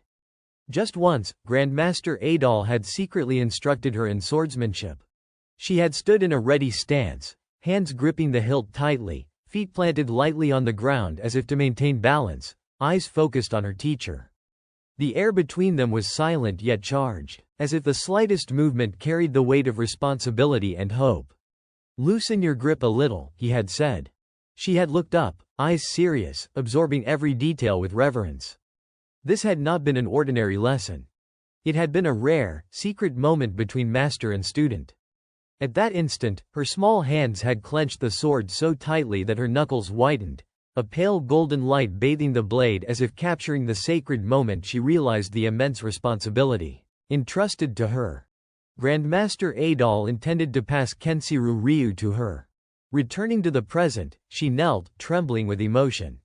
Her sword lay beside her as she bowed deeply before the two standing there, a gesture that expressed both apology and gratitude, a silent vow of determination. Listening to her story, Luke's eyes widened in surprise, hands trembling slightly, unsure how to respond. That is it, only that, she thought. Grandmaster Adol was famously selective, rarely taking disciples. Yet she had believed herself to be the one exception, that her talent would earn his recognition. Around her, the air seemed to shimmer in a soft, pale pink, beautiful yet lonely, a quiet, profound sadness. She held a pendant in her hand, a face of regret and longing reflected in her expression. Then she carefully opened a small gold pocket watch cradled in her palm. The light caught the mirrored surface, casting a gentle glimmer. When the lid flipped open, a face appeared within, a kind smile, the resolute eyes of the man in the photograph coming alive through the sparkling reflection. A feeling both familiar and distant spread through the air, filling the moment with a serene yet deeply emotional weight. Master Adol. The scene before them made Luke gasp in fear, her face a mask of panic as a powerful light erupted from her, though she was nothing more than an overzealous fan causing trouble. Before her, Rode Tully stood motionless, his gaze cold and unwavering. Seeing him rise, Luke panicked, her face flushing with embarrassment as she turned slightly away. "I am not lying, Lo," she stammered. For a moment, Time itself seemed to hold its breath, suspended between the shock, disbelief, and worry that interwove, creating an almost suffocating tension. Could he really stand up? Her body still felt heavy from earlier. On the vivid green grass beneath the clear sky, the three of them faced one another. Rode Tully spoke quietly but with absolute certainty, affirming his identity. Yes, I have become a disciple of Adol. I learned the entire Kensiru Ryu directly from him. Across from him, the girl's hands clenched unconsciously. I understand now. In that brief stillness, as his words echoed, a light breeze swept through, carrying with it a swirl of emotions. There was no way she could deny it. The sword techniques of Master Adol, the Kensiru Ryu in his hands, were genuine. For a fleeting instant, she lowered her head, her thoughts serene yet shadowed by a hint of unease, unlike herself, who had only studied from afar. Rode Tully's gaze remained sharp, though tinged with a trace of embarrassment. He had sensed something different all along. The air between them shifted, tense yet quiet. In that short moment, all the hidden truths seemed to surface. This was not just Kensiru Ryu replicated from memory, it was authentic, yet the way it had been executed with perfect observation was perhaps even more impressive. The two stood facing each other, eyes locking in mutual challenge. Words were spoken, resolute and proud. I am the one who proposed this wager with our swords. If you demand that I abandon the sword, then from today onward, I will no longer be a knight. Look's eyes widened, a mix of shock and alarm crossing her face. What, you do not have to go that far, she exclaimed. But at that moment, nothing could conceal the truth of his desire. Of course, anything else would be acceptable. She had the right to demand whatever she wished from him. His words carried weight, opening a brief, suspended instant in which the world seemed to shrink around her. Go ahead, it seemed to say, whatever you choose. It was the sensation of a beginning, the decisive choice of Rode Tully after careful thought and unspoken promise, an openness to anything, at last.